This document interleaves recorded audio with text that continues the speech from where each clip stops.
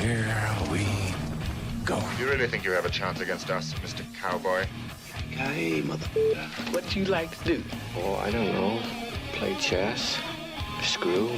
Well, let's play chess. They give off to Jonathan Taylor. Jump cutting his way close to the goal line. He's in there. Touchdown. I-N-D-Y. Jonathan Taylor. Wheeler finds Quan from the logo. Here's Halliburton into the front court. Mishandled it, but gets a shot. Hits it. Hits it. John, I have never been better to be on the air with you here in Indianapolis, a place where so many of my dreams have come true. The Ride with JMV on 93.5 and 107.5. The Fan. Twin Peaks, Castleton. Man, I love it here. Great spot to start out a weekend. Great spot to come out here and have the coldest beer around. The ice-cold Bud Light is already flowing from me. In fact, I apologize as a not-so-good host here. I am way the hell ahead of you right now. So join us here. We've got Colts tickets to give away with our friends from Bud Light, and I just dropped it off the table right there, too. That's the first time I've ever spilled beer. I saved a little bit of it, but yeah. And see, I even owned it. I think the table leaned right there a little bit. So there you go. Thank you, guys. I appreciate that. So, yeah, that's off to a great start. And I even owned it, even though it wasn't on video right there. Where do I want to start? I was thinking about this on my way in a little bit. And obviously, I want to get to the fever from last night, which was impressive. And to me, kind of adds to the basketball legend that has been. Is that fair to say?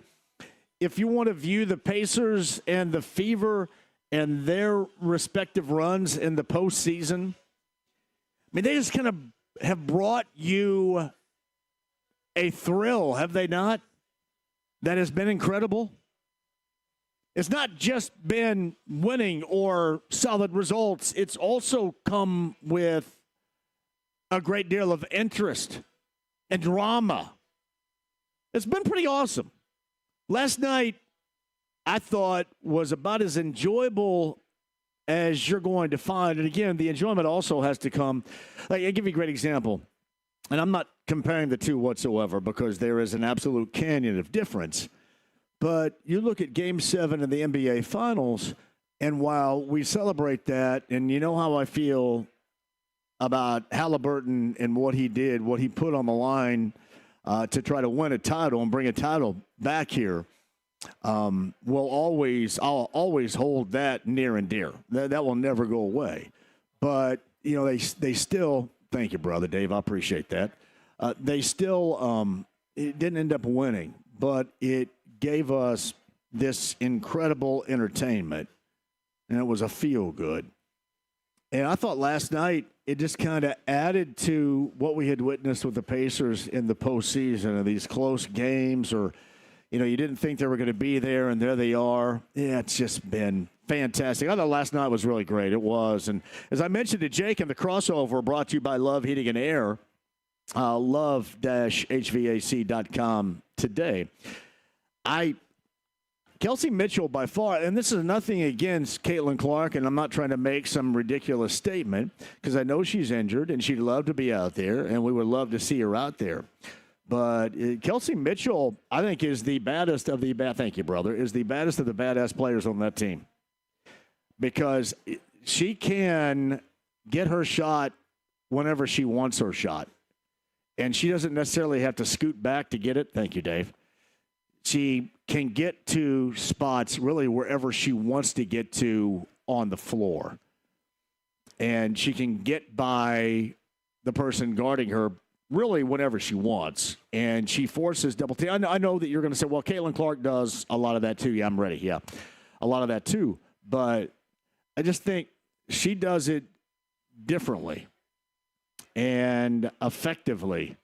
And I kind of wonder how this whole dynamic would go if Caitlin Clark were out there and then she would be mostly ball dominant. Is, you know, Mitchell going to be able to do the same types of things or called upon to do the same types of things that she does when she isn't out there? It just, to me, her being out there and also her being left-handed, I'm sorry, that blanks everybody up. if anybody that's ever played, hey, thank you, brother. Everybody that's ever played hoop know this to be true. It messes you up. Left-handed and being the quickest person on the floor, that is an absolute kiss. It is a gift from those up above for Kelsey Mitchell. Outstanding she was last night. Was Kelsey Mitchell and the Fever get a win, and the Fever move on to the postseason. I should say deeper to the postseason. Best of 5 in the semifinals. And they get, if you watch the Seattle Storm and the Las Vegas Aces, Aisha Wilson and the Aces, Jackie Young, who was the difference in that game last night, and the Las Vegas Aces. But, I kind of got to thinking, I wanted to lead with that because that was certainly a big story. But I got to thinking about this weekend in general. And I guess you can talk about, because coming up on Sunday, you've got game 1 in the semifinals. But I'm going to factor in IU, Illinois tomorrow, the Colts and Tennessee on Sunday. Or for a lot of you, and I'm assuming mostly everybody out there that hears my voice knows of this, WrestlePalooza at Gainbridge Fieldhouse. And that's tomorrow night, right? WrestlePalooza? So what to you is the biggest of deals? If I were to put up, and I'm not going, hey, what's up, buddy? If I were to put up like a poll, and I'm not going to do that, but if I were to put up a poll, do you think that WrestlePalooza might win that out over Illinois IU, over the Colts in Tennessee? And I think they're all big moments, certainly for various reasons. WrestlePalooza is a big moment here, and you can celebrate wrestling, and John Cena's here, and it's outstanding. ESPN certainly has prioritized it. And there are going to be some that are going to wait a minute, it's not even a sport. Why are you going to include that? And others are going to say, well, you know what? It's a form of entertainment, so absolutely include that. Be inclusive of it. So we will. WrestlePalooza, Illinois IU, the Colts and the Titans coming up on Sunday. Or, maybe even, factor in, I think on Sunday as well. I don't know what time that is. I'll have to look it up exactly what time that is going to be. For the semifinals with the WNBA coming up on Sunday. But, what you think about, the Fever as far as that is concerned right now. That's a 3 o'clock start for the Fever on the road in Vegas coming up on Sunday afternoon. So that'll be the final half, basically, certainly the fourth quarter of the Colts and the Titans down in Tennessee when the Fever and the Aces get going. The other thing, too, I should have brought up, I brought up with Jay regarding the Fever, how in the world has Odyssey Sims not been picked up by anybody else? She's really as good as anybody else on that Fever team right now. And I guess I kind of view it differently.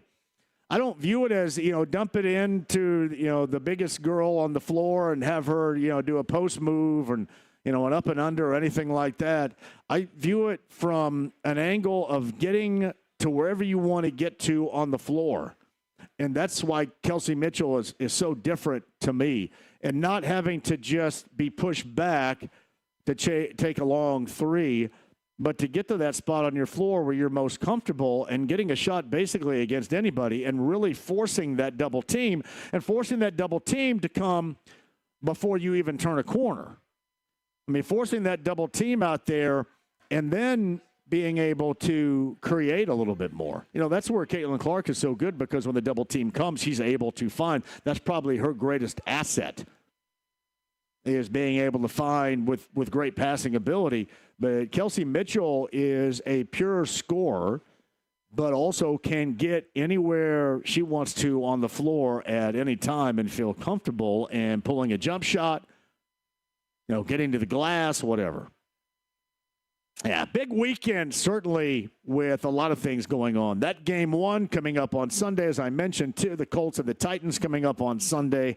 We'll get you there with the Colts pregame huddle. That starts at 10 o'clock. Me, Bill Brooks, Casey Valier, Rick Venturi have you coming up on Sunday morning at 10 a.m. I will answer this. Somebody had said, hey, is this a must-win? And while I am not going to tag this with a must-win situation, and that will surprise many out there, and while I will not tag this with a must-win situation, I will tell you as follows.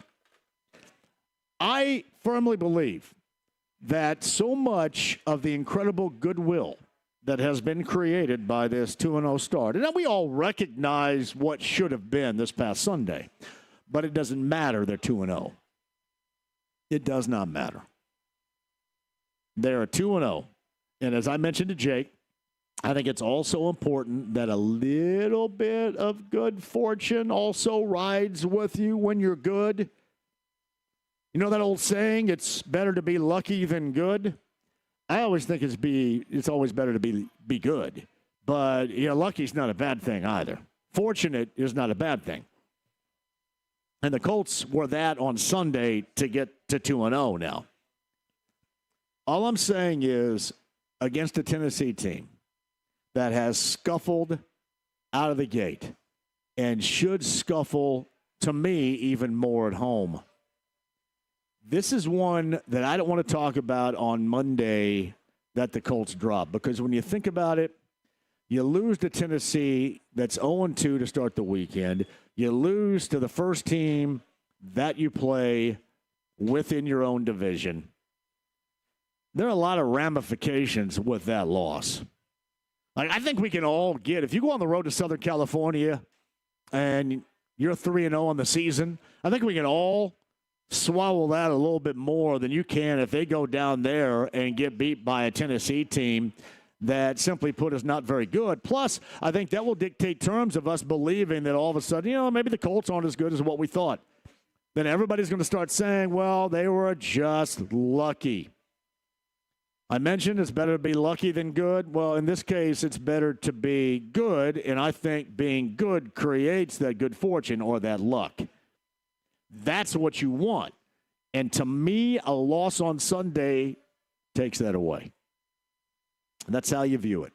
Now, I don't know if I should be considering that a must-win. I'm not going to call it a must-win because they are 2-0 on the season.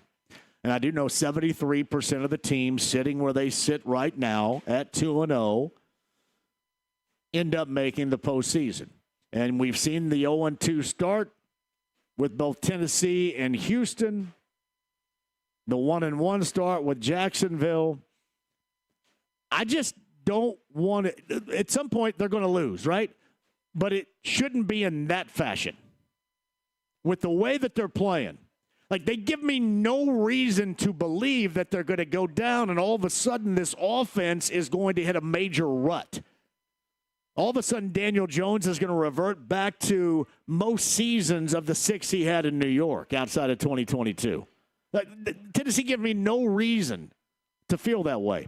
I don't believe they're an easy mark, but I think for this Colts team, it should be a conquest.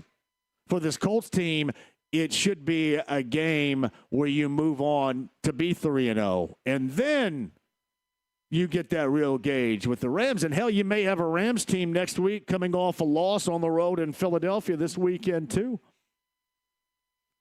You just got a lot of things that you want to believe about this team that I think would be squashed if you go down there and you don't play well and you lose to that team. A lot of reasons for people that all of a sudden, and we know this to be true, that it's taken some belief, the belief building in these first 2 weeks. A lot of people would lose their respective energy on that positive belief if you go down there and lose to that Tennessee team with what we have witnessed so far. Because, right, the thing that I believe here, I don't think Tennessee is good enough to, like, quote, flex a muscle and beat the Colts down there. I think they are good enough to beat the Colts if the Colts blank the bed. That's, to me, how the Titans win. I'm not viewing this as being overconfident. I am viewing it from a perspective, I think Tennessee wins this game if the Colts screw it up. The Colts win this game if they don't. Simply put. I also think some things, like I think we're going to find out against better teams. That's where the Colts are going to find the issues. Like they found some issues against Denver. You know, Denver is a better team across the NFL landscape, and they found issues there. They barely survived. Yeah, with this Tennessee team, They're not certainly that. So to me, this should not be the first mark of the loss column. Not going to must win it, but to me, it should not be. All right, you also have the Fighting Illini of Illinois and IU coming up on Saturday. Speaking of gauges, this is significant for both teams. Illinois has that road win at Duke, and Duke's not any good. It was a first-half struggle. Illinois came on in the second half. Illinois is good. They have, I think, light quarterbacks. IU certainly has not played a tough schedule, but I will say this, Old Dominion, as we saw versus Virginia Tech, is better than what a lot of people believe. Old Dominion. I think Kurt Cignetti was right, certainly, about that. So the gauge for IU, and this is what I think is going to come down to, much like if the Colts screw it up, they'll lose in Tennessee. I think that IU has to screw this up. And not to suggest that they're a lot better than Illinois.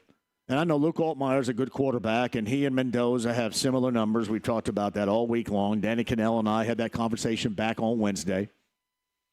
Zach Osterman and I are the star back on Tuesday. But to me, if IU turns the ball over, leaves this defense into short field situations, because that's the one thing that Illinois does and does better than IU right now is that is play defense. And IU moves the ball on third down. Again, you can look at their schedule. I understand between Indiana State and Kennesaw State and ODU, it's not a who's who of anything. However, they have been able to convert on third down. Illinois has been able to get teams off the field. Sustaining drives for the Hoosiers tomorrow night is of utter importance. And they're still building too. Now, a lot of what they have accomplished since last year, I mean, you've got foundational pieces there, don't get me wrong, but you are still building. Plus, you look at IU's schedule, we can make fun or make light of the first 3 games of the season, but you can't say anything about that in the next 3 because you've got Illinois on Saturday and then on the road in Iowa City and on the road in Eugene coming up after that. So if you're looking at games that you need to manage and take care of, when you finally get good teams on your schedule, this is it on Saturday. I just don't want to see IU mess it up themselves. And I do want to see more, even though his numbers have been really good, more from the quarterback position. I know the Fighting Illini, I think, have injuries in the secondary as well. Yeah, Surratt and Omar Cooper should be the biggest of deals, hopefully, coming up tomorrow night for IU. Purdue and Notre Dame coming up in South Bend is simply put, Notre Dame just has to have a really strong afternoon starting the season 0-2. And, Barry Odom is kind of like last week, but even more magnified us against the world mentality right here. You wanted to gauge yourself last week against USC, didn't get it done. And this is even more so against a hurt an upset team, a top 25 team at home in South Bend with your squad. You just don't want to look really, really bad in front of a lot of people. I mean, you would like to be able to stake your claim of, hey, look, this team may not have won, but you're still growing. I think Boilermaker fans would take that. That's not defeatist mentality either. I think Boilermaker fans would take that. So, a little college football conversation also coming up. I know we've got a high school Friday night for you as well. Bob Lovell's going to join us at the bottom of the hour. We will hash that out. Our good friend Chris Hagan's going to be here at the 4 o'clock hour. Joel A. Erickson first, and Joel from the Star. Everybody's available for the Colts coming up on Sunday. So, we shall see. I mean, you're at full strength again. Feeling good. The toe of Tyler Warren seems to be good. So the only way I think you lose this game is if you yourself screw up this game. So just don't do it. Easier said than done. But just don't do it. All right, a lot more to talk about, too. And I mentioned WrestlePalooza. I'm betting a lot of you are going. WrestlePalooza. at the Fieldhouse. Should be absolutely outstanding. I'm curious, though, of all the events that I mentioned so far, where might WrestlePalooza rank for you? We shall do that. I mentioned, too, bottom of the hour, Bob Lovell, high school, college football with Bob, Indiana Sports Talk, Joel A. Erickson of the Star, along with Chris Hagan in the 4 o'clock hour, and Don Fischer, voice of the Hoosiers, and what should be an outstanding weekend. I've been through those weekends before, and, man, they are great down in Bloomington. That is going to be – and I know a lot of you are going down there and going to soak it up later on tonight through the weekend. Have a blast. And believe me, it always does leave somewhat of an empty feeling if you have a great weekend, but you got to make sure you punctuate that great weekend with your team winning the game. That is a lousy way to have a great weekend if your team loses, especially at home. So a lot of things riding, and I know a lot of you guys are going to have a great weekend there. We have Colts tickets to give away courtesy of Bud Light on a Bud Light Blue Friday. That and more for you right here. Look at my man Guy's over there hanging out with us today too, man. Good to see you. His show on 93 WIBC on Saturday afternoons. I see him in there when I'm preparing for the JMV Takeover. Yeah, I know a lot of you guys are saying, so wait a minute, you got to do the JMV Takeover tomorrow night, and it's going to be opposite of Illinois and IU and WrestlePalooza. Yes, I have got to grind out a list to see. Here's the thing with them both, you can just take me along with you. Like, you don't have to leave me behind. You can take me along with you. I think that's a hell of a plan right there. I'm almost like, and in Bloomington, I'm almost like, no offense, Don Fischer, I'm almost like your pregame show, like your pregame music show. Yeah, I know. It is kind of weird, right? That's what you get this time of year. A lot of stuff going on, and JMV Takeover, 6 until midnight. I know a lot of you are going to say, well, I'm not going to listen. Yeah, well, some people will, thank goodness. Just like I want to see you guys out here. Twin Peaks and Castleton, Bud Light Blue Friday. We've got Colts tickets to give away. They are the Raiders game, right? Is it for the Raiders? Can you check, Dave, for me right there? I'm going to make sure. Find out, make sure these are Raiders game. It's for a Colts game. The next Colts home game is the Raiders, so I'm assuming that too. And who knows? Hey, is it Raiders games? Hey, who knows? I may have some bullseye passes for you if you get out here and win these things. Who knows, right? I may have them for you. Just so you know, just so you're aware. I want you to soak up a game day experience. I do. Hey, I want you to soak up a Friday, which is gorgeous here in the month of September. 82nd Street is our location. We're in Castleton, Twin Peaks on a Bud Light Blue Friday. AAA Membership Lounge via YouTube Live. Become a AAA member today. And again, a shout out to Matt and Matt for the Outlaw Music Fest yesterday at Ruoff. Great seats, great times. Thank you guys very much for that. And make sure somebody has your back on the open road. Become a AAA member. I want you to do that today. Loaded show on a Friday. Plus, we've got the text line available for you, 317-239-1070. You can call it 239-1070. The stream, the app, it's HD Radio and 93.5 and 107.5 The Fan. Back with you next.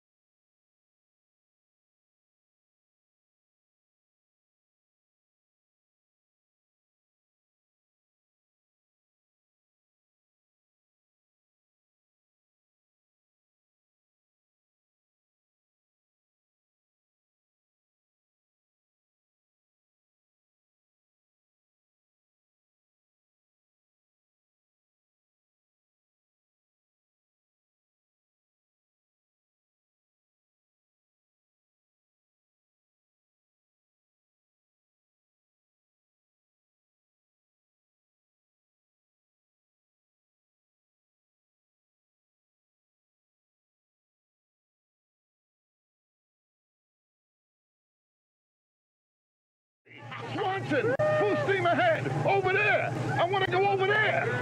I'll move over, Swanson. I'm driving. 93.5 and 107.5. The Fan. Oh, look at that. James comes in. September 21st is coming up on Sunday. We celebrate right here at Twin Peaks with Earth, Wind, and Fire. James, did you take the Dolphins in the points last night? No, I think I took the Bills.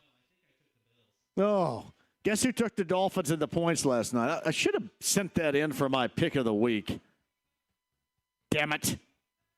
Missed opportunity. I got to send Nick a pick of the week here outside of the Colts. Colts 27-17 is the final that I have. I'm going to go with an NFL game. I saw where Jaden Daniels, it's a good thing I drafted 19 quarterbacks because I'm going to have to use one this week. It took all of 2 weeks for Jaden Daniels to go down. Marcus Mariota starts for the Commanders this weekend at home against the Raiders. Thank you very much. I'll tell you what one I like, guys. Chargers -2.5 at home versus the Broncos. I don't know if you like that. I just like the Chargers defense a great deal. More of that coming up in a minute. Your calls at 239-1070. The text line at 317-239-1070 as well. What do you like the most about this weekend? Maybe it's the Fever on Sunday, game one of the semifinals in Vegas at 3 o'clock. Obviously, Colts and the Titans fighting Illini IU or WrestlePalooza. Bud Light Blue Friday, Twin Peaks and Castleton got your chance to win Colts tickets. Raiders-Colts tickets, that's the next home game if you get here and get signed up right now. Meantime, on the Andy Moore Automotive Group hotline, Indiana Sports Talk is going to be live, local, and late breaking tonight and tomorrow night across the state of Indiana with those affiliated with Network Indiana, and he's our good friend from Franklin. Bob Lovell is with us. Hello, Bob. Hey, John, how are you? Bob, what's going on in your world down in Johnson County right now? Getting ready for week number 5 of high school football, if you can believe it. The pairing show, John, comes up on October the 12th, just so to reinforce just what we all know, that how fast this is going. Who's the best 4-0 in 6A? I know the ratings at Brownsburg, but you have Brownsburg, Center Grove, and I'm just looking at the top of my list right here, Crown Point and Penn.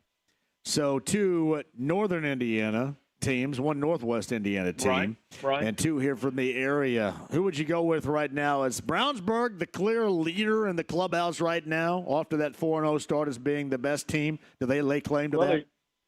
They won it last year, and so I think, it's logical, I think, that you give them the edge at this particular stretch. Center Grove is Center Grove. They do this every year. They're playing over in Ohio tonight. So I'm not sure. I can't get a gauge on Crown Point. I know Crown Point and Penn, as you point out, are really good. I think another team that might be, I don't think flying under the radar, but a couple of teams, Westfield and Carmel. And Fisher with their win last week against HSE. So I'm not so sure, other than the fact that the defending champs are there at 4-0, if there's a definitive number one. Bob, I will tell you this, and this is certainly local region bias here, but I don't think Crown Point nor Penn would have anything for Brownsburg, Center Grove, Carmel, Westfield, Hamilton Southeastern, Fishers, Lawrence North. I think you can go that deep in 6A, and it'd be tough for those unbeatens up in Northwest and Northern Indiana to compete. I think history would bear you out on that too, John, in terms of who's won championships and where those championships have come from. So, the Mick had been on a great run, for a while, but still you look around, Brownsburg won it a year ago, as you pointed out. So hard to argue with that logic, quite frankly. 4-0 and 4-0 in 5A. New Pal and Pendleton Heights. We'll start right there, Bob, later on this evening. It's just, it's New Pal. It's this. Run a tape of this interview from last year, the year before. New Pal just rolls along and does what they do. I'm not exactly sure who can beat them, to be perfectly blunt. I mean, Cathedral obviously is good. Bloomington South is good. There's no question about that. My Quakers are undefeated, but New Pal is. Pendleton Heights is a great story. I mean, they're undefeated, as you pointed out. I'm just not sure that when you look at it, who can stand up to this brutal front line that New Pal has. They are unbelievably talented offensively, and it's really, really hard to score against them. 4-0 Bloomington South at Terre Haute South, and 4-0 Plainfield at Greenwood coming up later on tonight. I will say this, too. Cathedral at 6A 0-4 Southport, that had all the makings of being incredibly ugly on the south side of Indianapolis, Bob, later on tonight. Well, I mean, Cathedral, big win last week, got themselves back. I think they're really, really good. They always are, quite frankly. So it's just one of those things where, Southport's going through a stretch. These things are cyclical, John. It doesn't matter who you are. Sometimes you run into it. So that might get out of hand early on. Well, if you need an angle, baseball coach at Southport High School, Brendan Dudas, Bob, who opens up the Southport Gymnasium every Sunday morning, right? So we can hoop in that iconic gymnasium. I think does some online work for Southport, so he could be a future Bob Lovell guest angle, I would think. Absolutely. On Indiana Sports Talk. Very educated individual. I appreciate you thinking of us and thinking of the show. Yeah. And, I really do. I mean, I'm always looking for contributors to make the evening seem interesting. Well, I'm always thinking about it from a producer's type of standpoint right there. You never truly – it's like I'm back with Mark Patrick again. You never truly get away from that, do you, Bob? You really don't. And since I've produced my own show for 31 years, I need as much help as I can get. So I appreciate it. I'm right there with you. 4A Heritage Hills unbeaten. Chittard 3-1. East Noble 4-0. Some of the other unbeatens in 4A would include Pendleton Heights, who has New Pal coming up later on tonight. Leo, South Bend St. Joe, Northview over in Brazil, also 4-0. And the Knights get Owen Valley coming up later on tonight in 4A. Well, you mentioned Heritage Hills is number one. Jet Goldsberry, their quarterback, is phenomenal. They won it last year. I'm not sure who beats them. Goldsberry stays healthy. They're the dominant team. Chittard is playing awfully, awfully well. There's no question. You mentioned Pendleton Heights. I really like it. I think another team that has flown under the radar is Mishawaka. They're really good. Dwinger's starting to put some things together. A slow start, and they're really starting to play well. I love, Roncalli 2-2, but that's a little bit deceiving. So this is a really balanced class. I think it is. I think Heritage Hills is the clear favorite right now, but there's some pretty good teams in 4A. Bob Lovell, Indiana Sports Talk tonight, tomorrow night. He's got high school, he's got college, he's got Colts, conversation, fever, I'm sure, and more coming at you. I do want to give a shout out. Appleworks outside of Trafalgar. It is a great fall setting, a historic fall setting. It's called Appleworks. And with that, let's give some love to Trafalgar's own Indian Creek Braves of Max Gooden. 4-0 coming off a 42-0 win over the very talented Beech Grove squad that rolled in there last week. And now on the road are the Braves at 2A Lapel later on tonight. So a shout-out to Indian Creek and their 4-0 start, Bob. I agree with you, John. They had the big win over Beech Grove, as you pointed out. Those are two unbeaten teams, and Indian Creek dominated in that one. I just think that they're really good. Coach Gooden has done a fantastic job. There's a tradition of excellence at Indian Creek, and I think everybody understands it. So, if you're looking for a team to get behind and get excited about, I think this would be someone that I don't think would disappoint you, quite frankly. They're really good. They're really good. 2A Adams Central 4-0, Brownstown Central 4-0. As we mentioned, LaPel with Indian Creek, a battle of unbeatens. LaPel in 2A 4-0. Triton Central from Shelby County 4-0. And Lutheran, I think, lost to, they lose to Western, I think, last week. Their only blemish on the season. Yeah. And I think Linton from Greene County, I think Linton's lost to 2 out-of-state teams so far. They're 2-2. Yeah.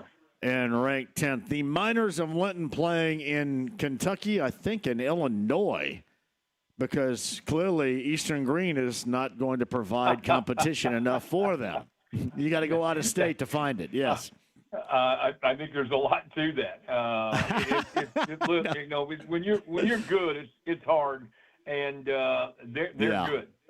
There's no question they're good, and it's just they have seen some of their colleagues in higher classes going to that route, and so it's worked for them. They're a good, solid football team. I think 2A is one of those where Adams Central won 1A last year. Brownstown Central is really good.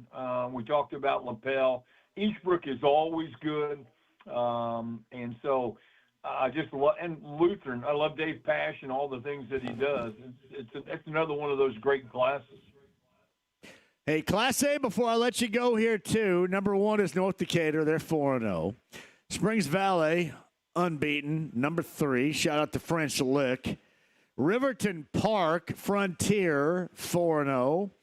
North Davies, yes, the Odin Meat Locker and the Cougs of North Davies are 4-0 this season so far. So, yeah, stacked Class A right now with football and a lot of teams unbeaten to this point. It really is. You mentioned it, North Decatur, Providence. South Putnam has been a team that scores a lot of points. The Valley, as you know, as you pointed out, they're undefeated. Carroll up in Flora County is good. So up and down 1A, I think it's as balanced a class as we have right now at this time in the season. You know what? I'm glad, Bob. In closing, I'm glad that Eastern Green every year schedules Mitchell, because that's the only win you're ever going to get. Yes, Mitchell. They have. I look at my Thunderbirds and I love them. You got a 58-7 loss to Springs Valley in week 1, 53-13 North Knox in week 2, 75-0 in week 3 to North Davies. And then you beat Mitchell 14. My God, how bad's Mitchell? If you get beat 75-0 the week prior by North Davies, and then you win 14-0 the week later. I love Mitchell, Indiana. Shout out to Mitchell, Indiana, the Persimmon Festival down there, too. Thank you very much.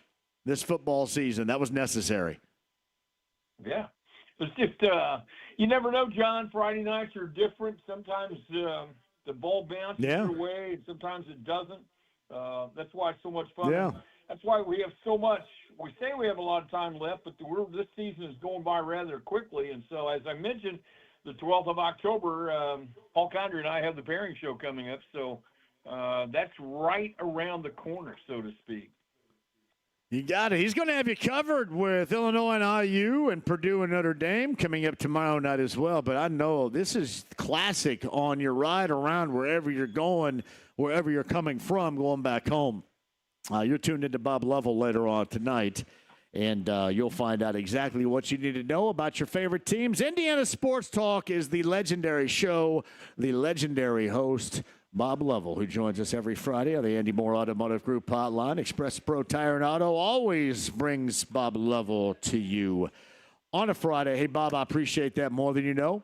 We'll lock it up and do it again coming up Friday, okay? I look forward to it. Have a great weekend, John. Thanks for having me. You too. Bob Lovell, Franklin, Indiana. There's Chris Hagan of Fox 59. He is here. Twin Peaks. Northeast Side in Castleton, my brother. You doing okay? I'm doing better than I was last Friday. Yeah, you were kind of flying under the radar a little bit, weren't you? You called me out last week for looking a little rough. Yeah, he's kind of, yeah. Well, you got to know that Thursday is my Friday, so when I get off work on Thursday, that's my time to, enjoy life. You clearly enjoyed something. And then today I got up at the crack of 1:30. Yes. I went on my 3-mile walk, and here I am. You like walking? I do like it. Do you ever chafe? I don't chafe. I'm chafeless. But I will tell you this, and if I'm sure there's at least one or two people that can see me out there walking, including Rigoberto Sanchez. A few years ago, he walked up to me in the grocery store, and he said, hey, is that you I always see walking? And I go, yeah. I said, why don't you honk and wave? He goes, I don't want to scare you. And I'm like, well, a lot of people do scare me because it's 4 lanes there on the road. Yeah. And if you're coming, I walk toward the traffic like you're supposed to, and I wear like a big neon shirt. And if you see me, I don't know why you can't just get over to that other lane so you don't scare the piss out of me. But a lot of people, it seems like they speed up to go even faster and closer to me. Maybe they don't like me or Fox. Well, Rigo's got a lot of time to shop for groceries right now, too, because he's not doing a damn thing. I told him in the locker room the other day, I said, I hope your contract doesn't have a pay-per-punt clause. Yes. And he laughed and said no. But, yeah, he's a team guy, and he's endured some rough seasons. But we talked about at the beginning of the year about all these demons that they have exercised, and they knocked off the win in week 1. 2-0 for the first time since 2009. The first week 1 win since 2013. Now you're looking at you want to win the division for the first time since 2014. You want to get back in the playoffs for the first time since 2020. I tell you what, you get a win Sunday, you'll have 3 AFC wins, a win in the division.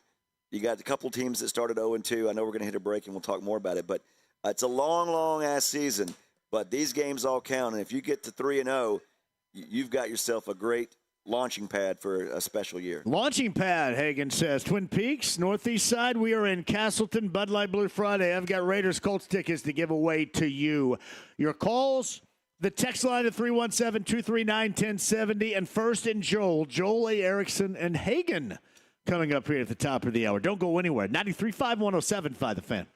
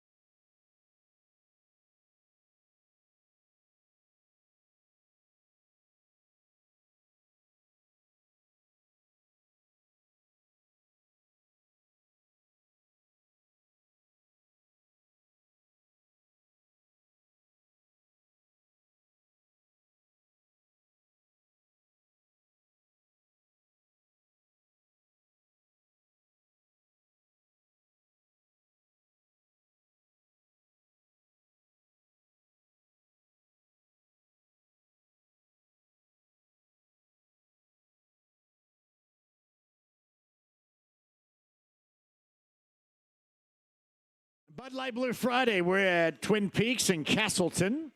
Got Raiders Colts tickets to give away. My friends at Zinc are here, so join us. Great food, ice cold Bud Light for you.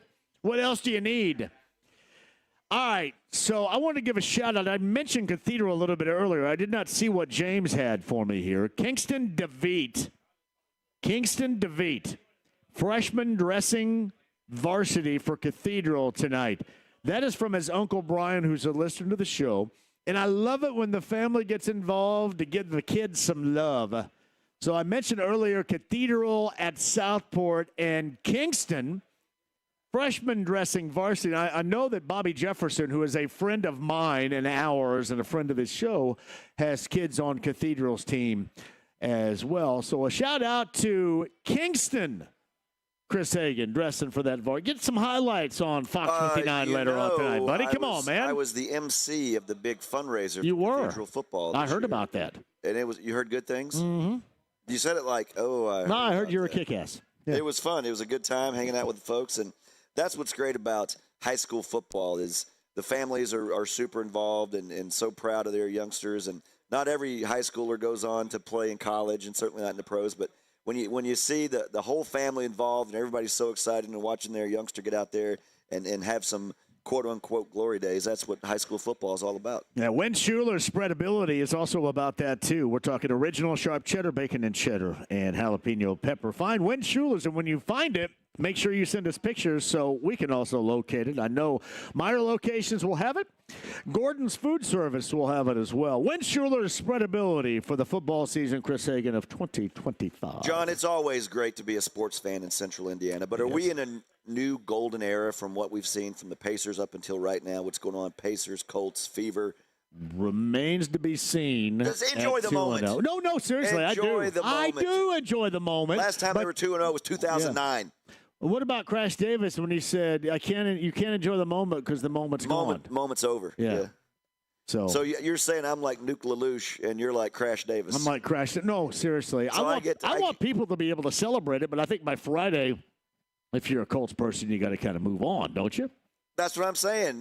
When was the last time the Colts were sitting there alone atop the division and looking to go get a road win, a very winnable game? They got good fortune in the process, too. And the Fever, inexplicably, they are moving on to the second round. We know what the Pacers did. It's an exciting time, and here you are wanting to be all I'm not either. piss poor about it. I'm not doing on behalf that of the 1070, it's not called 1070. No, what year are on you behalf in? of whatever entity this is, I want to apologize for John's negativity on a weekly basis. Keeps picking against the Colts. What year are He'll you probably in over pick there? against them. He'll probably pick against them today, but I am there for you, Horseshoe Nation. That's Hagan. Joel A. Erickson, First and Joel's going to join us at the top of the hour. And again, your favorite grocer's refrigerator, you're going to find the very best in dipping. That is French onion. That is ranch. Daisy brand dips. Yeah, make sure it's a part of your weekend festivities, whatever you're dipping, make it Daisy brand today. Joel A. Erickson, top of the hour. Chris Hagan stays. Don Fischer after 5. Twin Peaks and Castleton. Bud Light Blue Friday. Raiders Colts tickets to give away, but you have to be here. 93.5, 107.5 The Fan.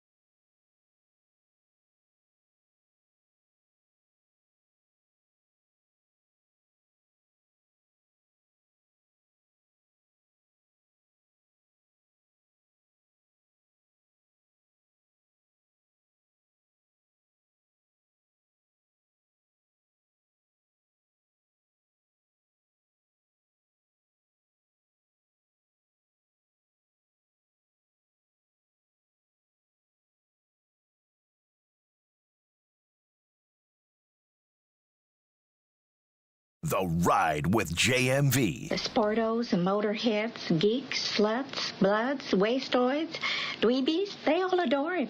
They think he's a righteous dude. 93.5 and 107.5. The Fan. Hey, we got a JMV takeover coming up on Saturday night. It is 80s. This Canadian band, Jeremiah's bobbing head over there, would be one Saga, their one-hit wonders. Outstanding on the JMV takeover tomorrow night. Chris Hagan, JMV, Twin Peaks, Bud Light Blue Friday. Thank you all for joining us.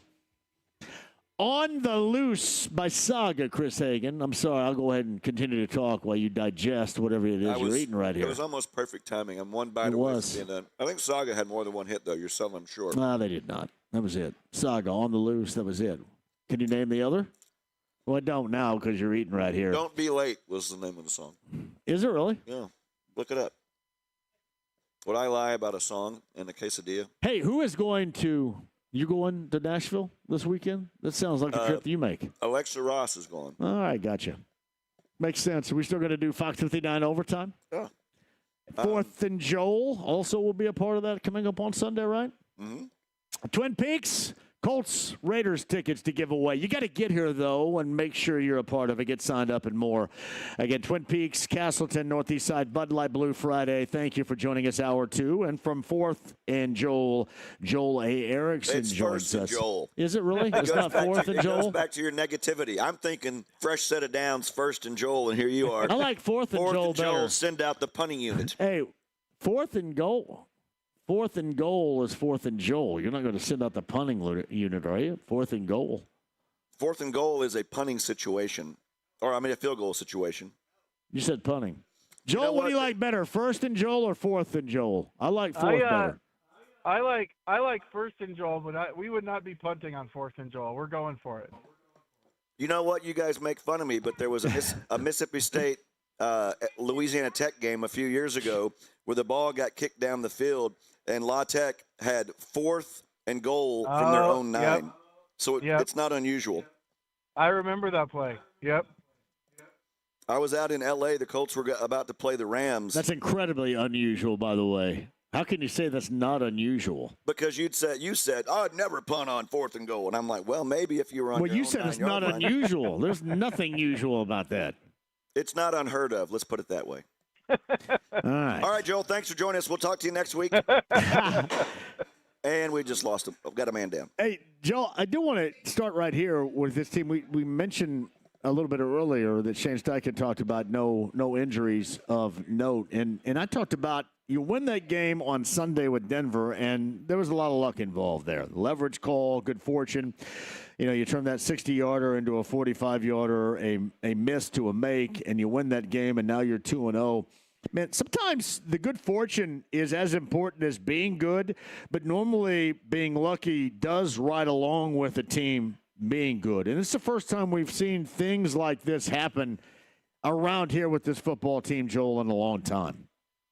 Yeah, and I think that's well said, that a lot of times, some of the luck comes along with being good. The other thing is that, obviously here we talked about, the mistake Shane Steichen made with the clock, but the Broncos also made a significant amount of their own boneheaded blunders to get themselves in that situation where, the Colts in some of these games haven't been able to take advantage of them. You look back to that Denver game last year, Bo Nix made 3 boneheaded throws in that game, and the Colts still lost by 18 points. So some of that luck stuff comes into play when you're actually good enough to be in the game.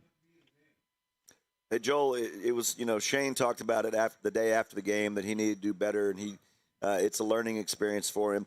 But it's amazing to me, even on Monday Night Football, I thought that the Texans, scored a little too early when they could have, waited, or, Nick Chubb could have slid in there at the 1-yard line. And I know we've never been in the shoes of a head coach when everything's going and people are in your ear. It's just strange to me how many mistakes like this we see at the highest level of football. And as I said, we'll never know what it's like when that play clock's ticking or the game clock's ticking down. And those are some high stress moments. And I guess the only thing that can help you is experience and being more prepared the next time. Yeah, the other thing that's interesting is that they talk through all these situations. You know, all of these coaches now have guys in the booth who are supposed to kind of remind them of situations and talk through like what you should do. I think what happens sometimes in the end of game situations is one outcome gets into a coach's head and they're thinking about that specifically kind of over and over again and maybe miss sort of the other implications of it. You know, with Sykin, I think he was emphasizing, you know, I don't want them to get the ball back at all, and ended up overemphasizing that over, hey, we need a few more yards here for Spencer. Yeah, you have to. I mean, you would think somebody's going, hey, this is not a gimme here when you're looking at a 60-yard field goal. You would, and you and I have talked about this on the air. At what point is Spencer going to have to kick a 54-yard meaningful field goal? At what point? And you want that to be, you want his, you know, a 54-yarder for him to kick to be, what happened? Did Joel just hang up on us? No, he's there. Oh. You want that to be middle of the second quarter when he's trying a field goal to make it, 13-0, rather than, okay, he's going to try to make the longest kick of his career with the game on the line. And I guess they're going to have to hope that kind of you get over that hurdle when it's not a situation like everything's on the line, because that attempt was way, way off the mark. Yeah, I think maybe that's another sort of lucky break for the Colts, that just for and a lucky break for Spencer Schrader just individually, because he's gotten to kick sort of the end of game emergency kick without consequences, and he kind of had a chance to learn from it. You know, Mason, when the special teams coordinator, when he talked to us on Tuesday, saying that, you know, the end of game line for Schrader, it was, you know, him kicking a 65-yarder. But I think the thing is, like, when you say end of game, that means, like, if the Colts have the ball with 15 seconds left or something, how far do we have to get it for him? And they're starting on the 30. How far do we have to get it so that Spencer can try an emergency field goal, or we're going to run one of those pitch plays? I think that's what he means. And, you know, you're right. You'd much rather his first 50-plus yard kick come in the second quarter of a game, or the fourth quarter of a Dolphins-like game where you're already up 25 and it doesn't matter that much. It's Joel A. Erickson of the Star, First and Joel, there Fox 59. Attaboy. You can check that out. I like Fourth and Joel better, but whatever. I'm not making the call at Fox 59. Joel from the Indianapolis Stars on the Andy Moore Automotive Group hotline. You know, the other thing about good fortune is, too, the lack of injuries. We are so used to around here just more than the garden variety of those. And, you know, to have nothing really of note, and a couple of guys coming back this weekend that certainly were missing defensively in week number 2 against the Broncos. I mean, it'd be great if they were able to stay on this line of good fortune along with playing well, because we haven't seen it around here this consistently, Joel, in a while. Yeah, I think the hard part with injuries is that they're coming at some point, and just hoping that they end up being of the, 2 to 3 game variety as opposed to the season-ending variety. But they have managed to have most of their guys here early in the season. I think that's, like, getting Latu back is huge, especially against the Tennessee offensive line that won't have its right tackle and has already given up 11 sacks. So having him back is a big deal. You know what? I'm an idea guy, Joel, and JMV. I came up with the idea First and Joel. So here's what we do. You have 4 topics, and you go First and Joel, and then second topic, you call it Second and Joel. Then you go Third and Joel, and then we may do this on TV, Joel. What a great idea. I guess this here would be Third that. Joel. Thank you. It's hard to criticize when, they had the one drive, they took a knee to end the half, but 17 of 19 legitimate drives they've scored. If you're going to nitpick, though, you say, how about more TDs than field goals? And what have we learned about that in trying to address that issue? Because, as Shane said, you're giving away 4 points when you're kicking field goals instead of getting the touchdowns. Yeah, I think I'm interested to see what it looks like when they don't have – maybe they've kind of gotten into throwing, and the throwing has gotten them a ton of yards, but I think sometimes down in the red zone, especially against those blitzing teams like they saw the last couple of weeks, the the antidote to those blitzes has been Daniel Jones getting the ball out of his hand to a receiver quickly. But it's harder to do that because the space is constricted down there, and it's easier for them to cover everything. I wonder if we don't see more of the running game, more creativity in the running game once they get down in the red zone instead of throwing it a little bit more. We'll find out. I know it's something that they've definitely marked. Daniel Jones specifically, when you kind of ask him about how these two games have gone, I was listening to some national stuff, and they were asking him about, you guys haven't punted yet. He was pretty quick to remind them, yeah, we've kicked too many field goals, though. That along with saying, we didn't convert 2 fourth downs. It's interesting that, and this is something, I don't know if you were in the session with Zaire Franklin when I talked about this, and these games matter. Zaire's been a part of teams where you look back and go, man, if only they had won that week 2 game, or if only they had won this game. So even though it is so early, it's important that they've started stacking these wins. And this game, to me, would just be monumental with 3 AFC wins, 1 in the division, on the road. I think this is huge to continue building on this great start. And I don't think you can sell short how important it is, especially when you're catching a rookie quarterback still early in his career, still a long ways to go. And this is just a great opportunity that I don't think the team can afford to waste. I think the other thing is you have an opportunity to kind of grab control of the division and stomp some of those other teams down. I was looking through Houston's schedule. They've got the Jaguars this week and then this Titans team next week. But after that, they play a bunch of playoff-type teams right in a row. Jaguars are kind of in the same spot, and then Tennessee obviously has a rookie quarterback. Like the Colts have a chance to kind of grab the division by the neck early in a season in a while. And right now, it's staring them right in the face. I think that goes along with what you're saying. Is you have a chance to really put a stranglehold on things early and force everybody to chase you. Colts fans know this better than anybody since they haven't won a division title in more than a decade. But it's always a lot easier to be the team everybody's trying to chase down than it is the other way around.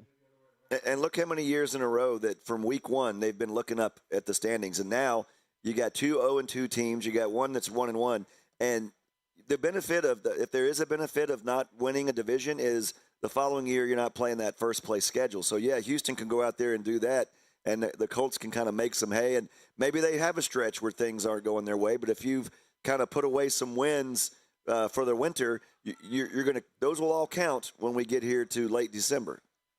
Yeah, absolutely. Especially with all of these home games early on.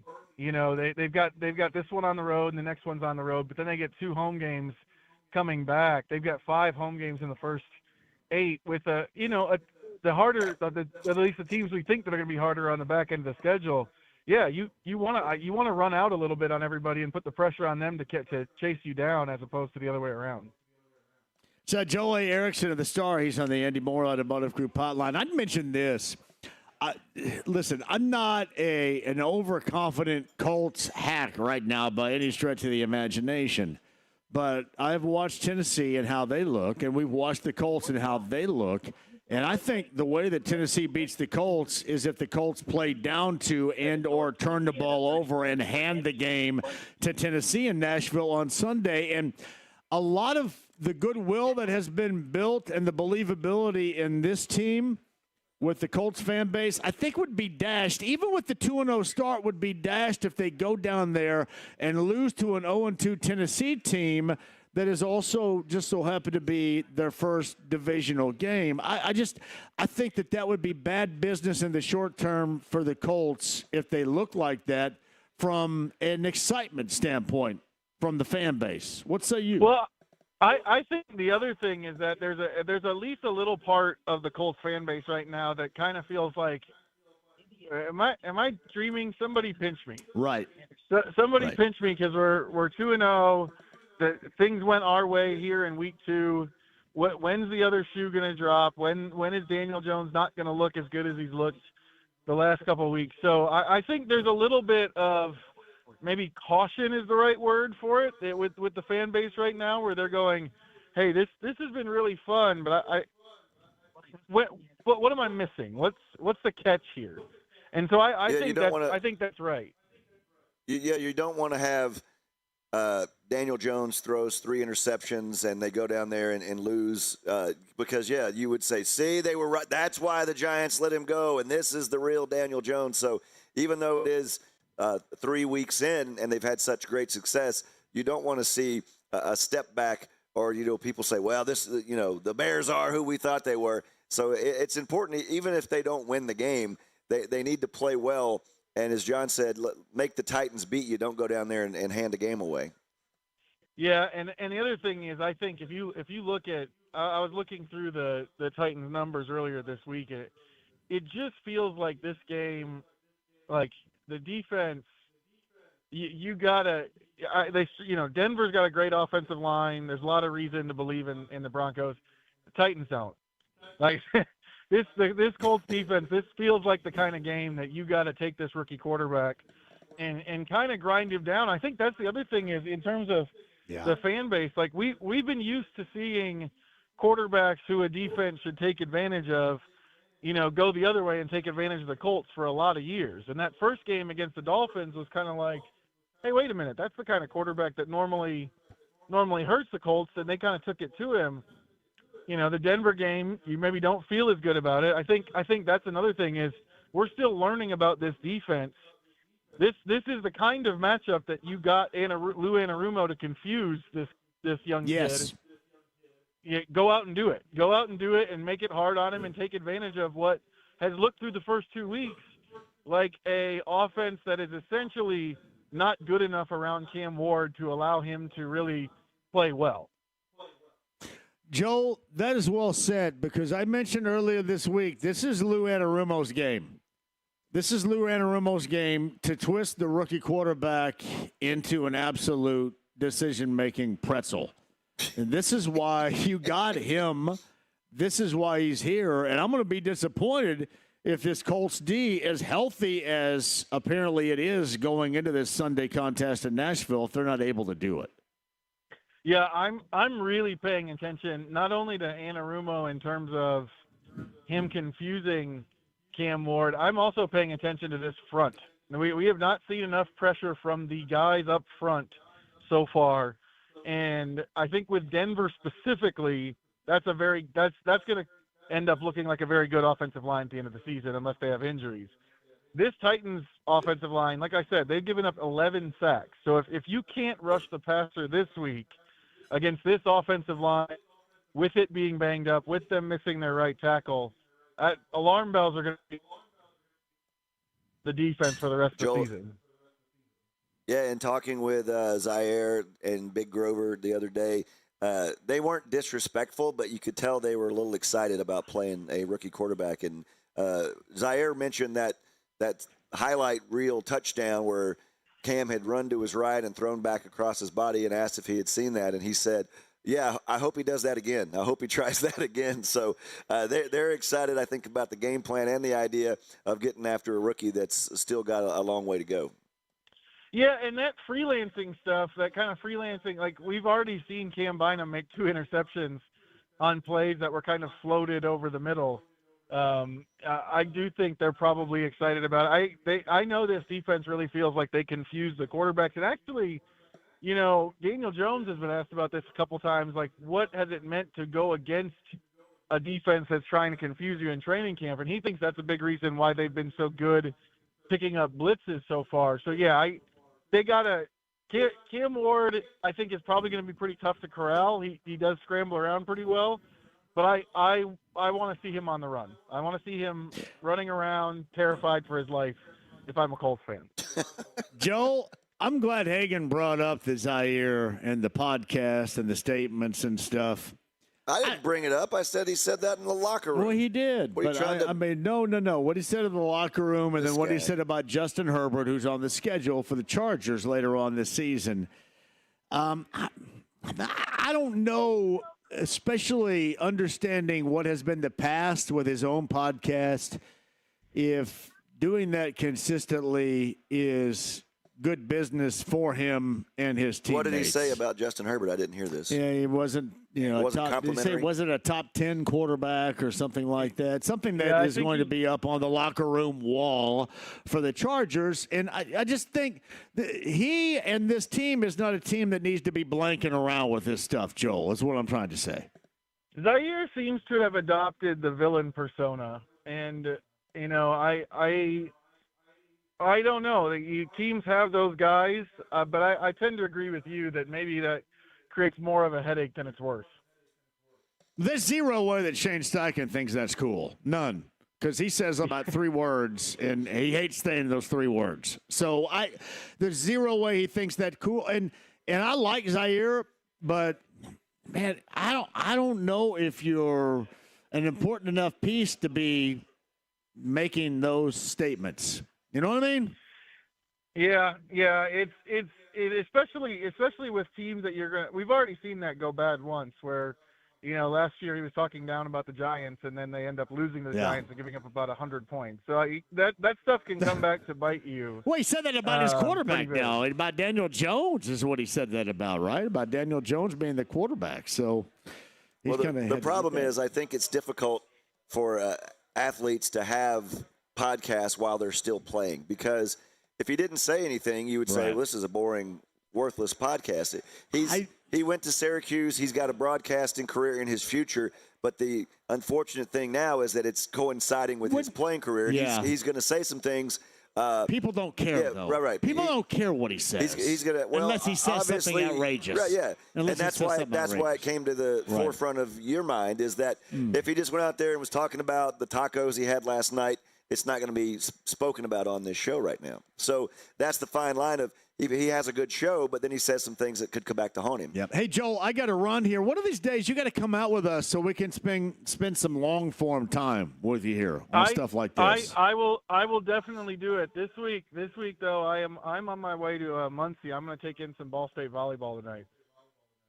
Now that sounds pretty exciting. My good buddy Tucker is one of Ball State's assistant coaches, so we try to make it up. I understand. It will be exciting. Hey, Joel, seriously, one of these days, join us out here so we can do this in long form, okay? Okay, sounds good. You got Joel Erickson of the Star and First and Goal. First and Joel. God, I got to get that right. I mean, it's not like it's the hardest thing ever. It is kind of hard. Hey, I want to get back to the Zaire thing. Did you say bye to Joel yet? Is he gone? I did. He's gone. But I want to get back to that in a second. I just think that if these guys appear and say something that's almost good enough, and if you're the Colts, I don't know if you want to be targeting yourself for future reference. Let's get to that on the other side. Okay, we'll do that. Yeah, we'll do that on the other side. Quick break. We'll come back. Twin Peaks. We're on the northeast side. We're here in Castleton. Bud Light Blue Friday. Raiders and Colts tickets. Hagan rejoins me with that answer to that question coming up on the other side. And Don Fischer, voice of the Hoosiers with IU and Illinois, coming up tomorrow night in Bloomington.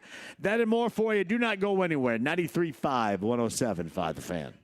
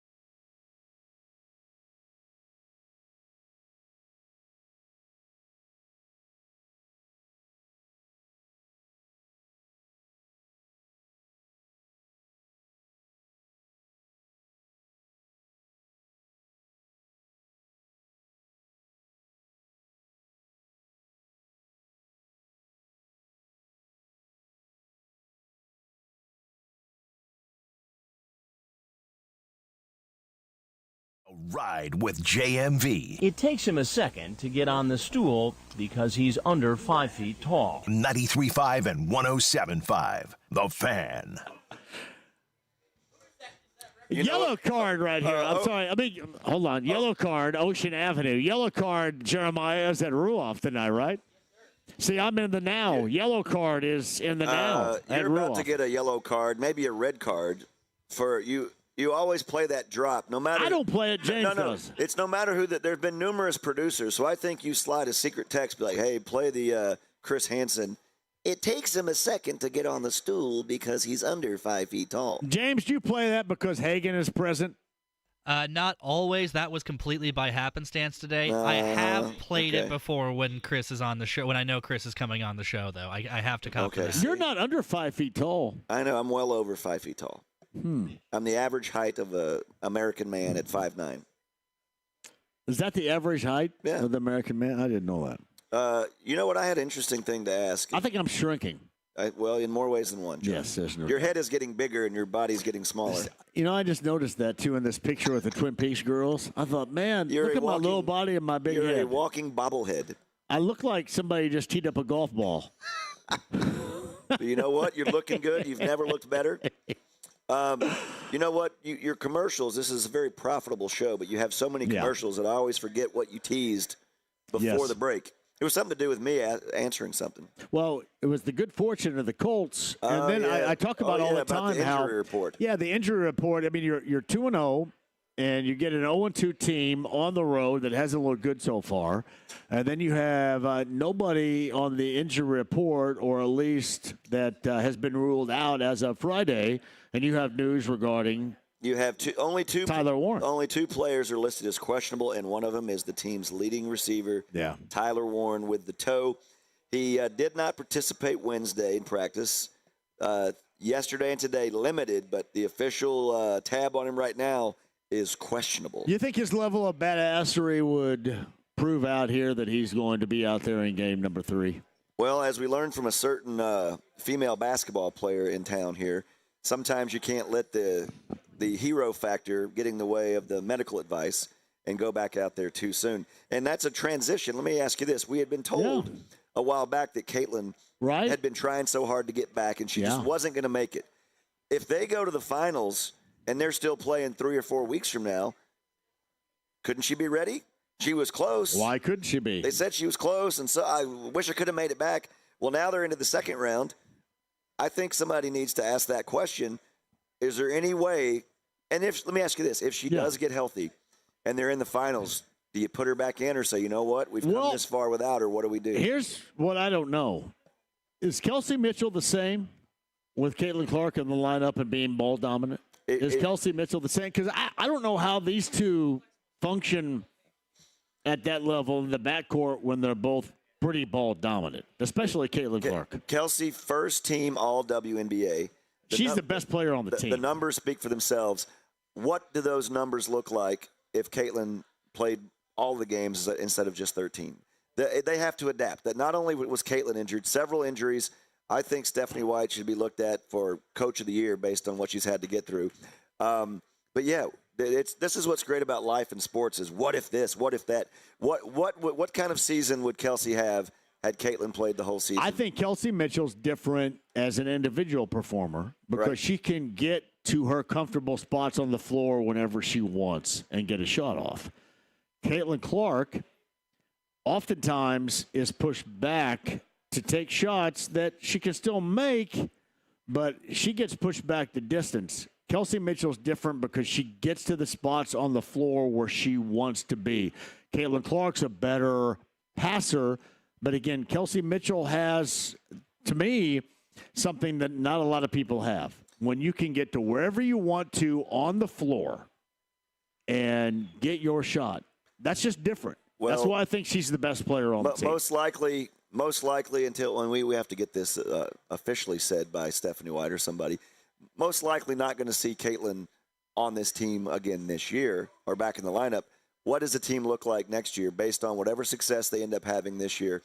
And, man, they were so close to Seattle winning that game last night against Vegas.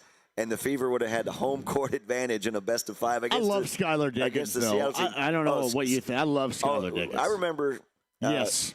We would have her on Knightstown. Well, she was in Knightstown with us. We would have remember? her on the show, yeah. She was so great, just funny, wise beyond her Do you years. remember when she talked about her favorite music with you and I? And this was on the other station, I think, right? Right. It was a long time We were out in Knightstown, and she was talking about her favorite music, and she started talking about how she liked the love songs, R&B love songs. Yeah, she said she said some things. I thought we may have to get her off the air. She said more than one thing. We both were like kind of pulling out our collar and getting a little sweaty here. Wait a minute. But yeah, I'm still in high school here, Hagen. I've always been a fan of hers. And me too. And then, they have Wheeler out there too, a longtime Fever player. So I was like, this is going to be great drama. The Storm are going to win this.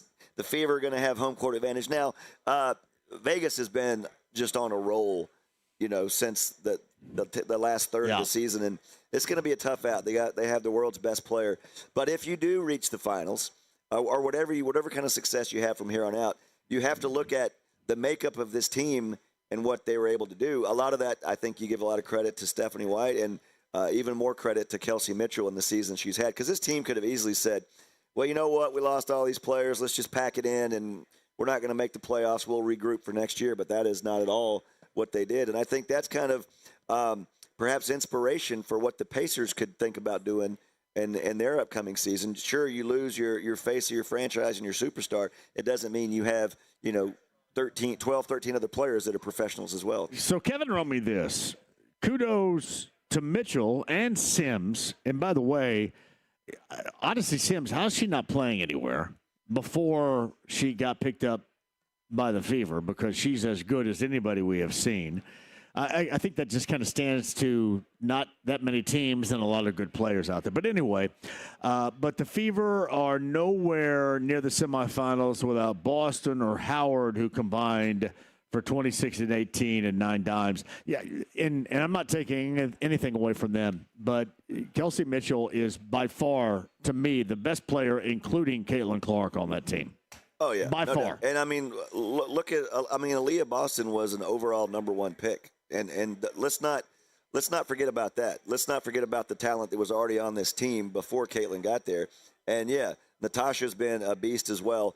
And, you always talk about the old cliche, everybody else is going to have to rise their game. Like, well, if you have a level you could rise your game because somebody else is hurt, like what were you doing before? It should be that level of play regardless of who's available and who's not. But, yeah, you've seen that this is truly a team sport and it's not about an individual.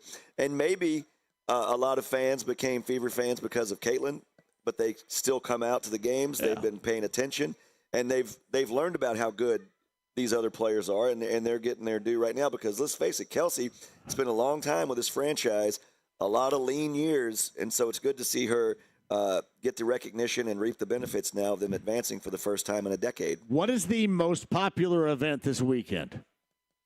Are we talking Colts and Titans? You mean besides the show? Besides the show.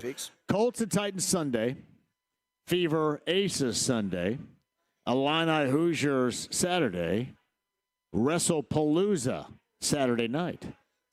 Well, I can tell you this. This is, I'm a man about facts and about my numbers. As it worked out last Sunday, the Colts and Fever were on at the same time.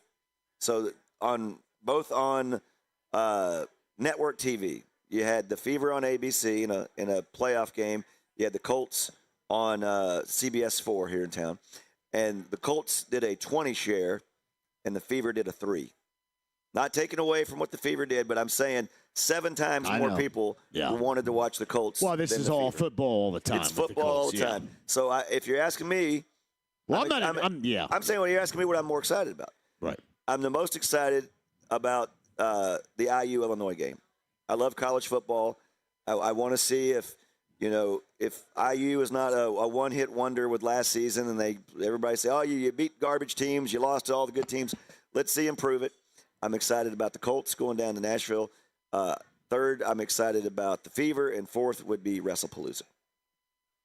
John Cena's here, though. That's a big deal, right? I would say my dinner tonight, and then WrestlePalooza.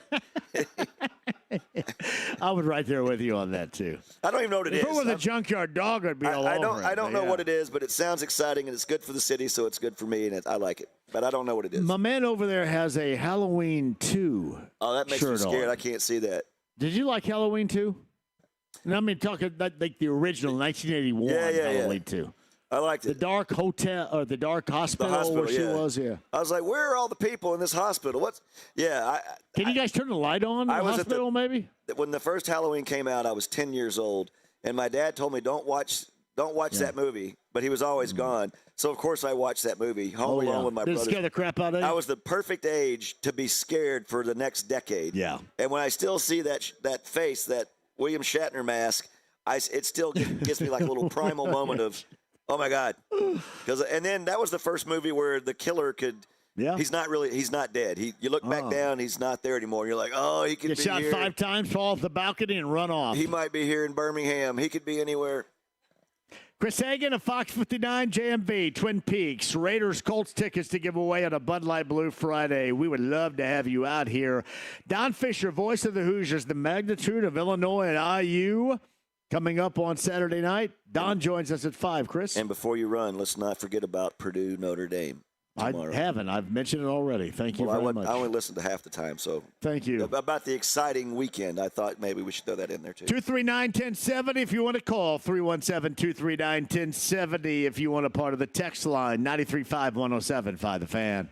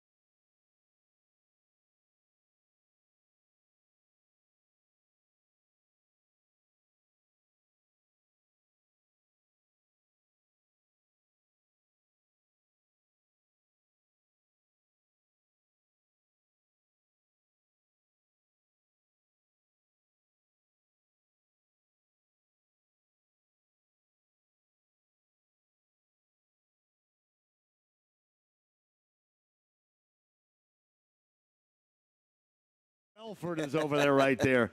That is on Saturday afternoon, 93 WIBC. He is a friend of mine right there. Quick break. We'll come back. Chris Hagan, JMV, live at Twin Peaks on the Northeast side. Bud Light Blue Friday. And Don Fischer next on 93.5 and 107.5 The Fan.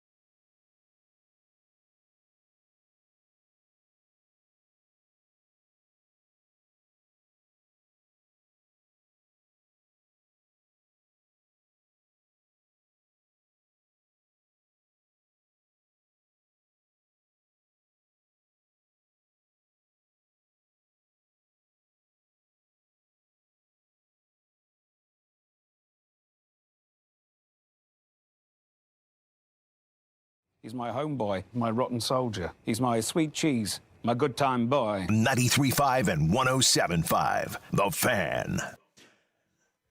Bud Light Blue Friday has us here with Jim Kerr and Simple Minds for the JMV Takeover tomorrow night. See, my whole life I've been calling Jim Kerr, and you say Kerr. Kerr. I think it's Kerr. Who was he married to once upon a time? Chrissy Hind. Have you seen The Pretenders before? That's a pretty awesome. No, I show. haven't seen him. Simple Minds has a great catalog. Oh, yeah. Yeah. I think for a while they were touring together. Yeah. That would have been a show. That would. The Pretenders are great in concert right there. That's Chris Hagan of Fox 59 Twin Peaks, Bud Light Blue Friday, Castleton. Get your chance to win Raiders Colts tickets with our friends from Zinc. They are here at Twin Peaks on the northeast side. We would love to have you right here. Mike in Brooklyn, hang out. We're going to get to your call coming up in a minute and more to your calls as well. Joel A. Erickson of the Star, Bob Lovell also joined us. Michael Pittman Jr. of the Colts from yesterday, that podcast at 1075thefan.com. But on the Andy Moore Automotive Group hotline, I don't want to feel the FOMO, fear of missing out. And I'm kind of hoping that Don and Susie Fisher are not going to our table later on tonight. The voice of the Hoosiers, Don Fischer, is with us. What are your Friday night plans, big fella? This is the first night in a week that my wife and I are staying home and eating at home for a change.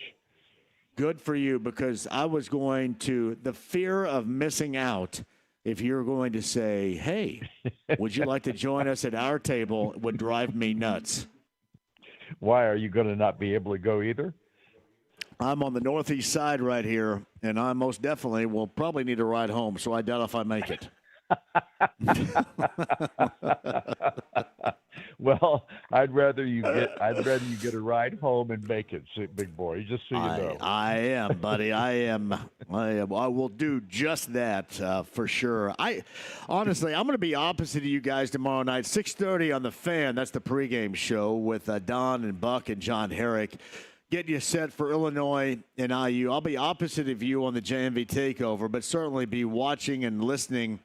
There's a lot of things I think you can look to in this matchup that are very close in proximity. And, Don, you look at the quarterback numbers. I brought this up earlier this week. Between Altmaier and Mendoza, it is incredible how close their numbers are through three games of the season as they meet coming up tomorrow night. Yeah, two really good quarterbacks, no question about that. Fernando had a tremendous ball game last week against Indiana State, but then on the roster for Indiana, who did not have a good game. So, but at the same time, you're right. Luke Altmaier is obviously a reputed quarterback in the Big Ten. Fernando is making a name for himself in this vein as well. I think this is going to be a tremendous matchup with these two guys going at each other, at least from the standpoint of quarterback a mano. But in my opinion, this ball game's probably going to roll down to one thing, and that's going to be who controls the football. And in that vein, I think turnovers could play a major role in this contest. And I think both quarterbacks are going to, I think both defenses are going to go after the quarterbacks pretty hard in this ball game to test each. I know that last night on our talk show with Kurt Signetti, he said that Altmaier did not like pressure very much. And obviously last year, under pressure the entire season at California was Fernando Mendoza. Yeah. And I know he had a little shaky feet at the beginning of spring practice, and he's gotten much better at that as the season has rolled along. But Illinois is going to test whether or not he can handle that pressure if they can. And I think their defense is probably as good a defense as there is in the Big Ten, at least here at the outset of the season, because I think right now, none of us have seen these teams be tested. And until they are, you really don't know for sure. Don, what are we expecting? I mean, we saw it start last year. It builds up, playoff team. Now you're sitting here, a huge matchup, ranked opponents, a chance to still, some of those naysayers out there saying, oh, well, Indiana didn't play anybody, didn't beat anybody. A chance in prime time to show what this program has grown into and what it's all about. Just What are you expecting atmosphere-wise for this huge opportunity on the national stage? Well, I don't think there's any question it'll be the biggest crowd of the season at IU. It is sold out. They have no tickets available. There's little doubt that the fan base has been waiting for this because they weren't all that much excited about Old Dominion or Kennesaw State or Indiana State. So, and there were people there, obviously, and it wasn't a packed house in any of those 3 ball games. But again, our fan base still hasn't understood that you got to have everybody there for every ball game, and hopefully that kind of weeds itself out here as we go through and Indiana continues to have success. But that's the real key right now. Can this team continue to have success in what's going to be a real challenge here in the next 3 or 4 weeks, especially this part of the schedule, because they're going to face Illinois tomorrow night. They're going to face Iowa at Iowa the next week. They're going to face Oregon at Oregon 2 weeks from then. And those 3 ball games are going to probably be the pivotal points of this season for this Indiana football team. Can they survive it all? I think that they can, but we're just going to have to wait and see. And I think this first matchup with Illinois will tell us a lot more. It's Don Fischer, voice of the Hoosiers, 6:30 tomorrow night. The pregame show on 93.5 and 107.5, The Fan from Bloomington. I agree with you, too. Yeah, Iowa City and then Eugene after that. That so prioritizes this matchup.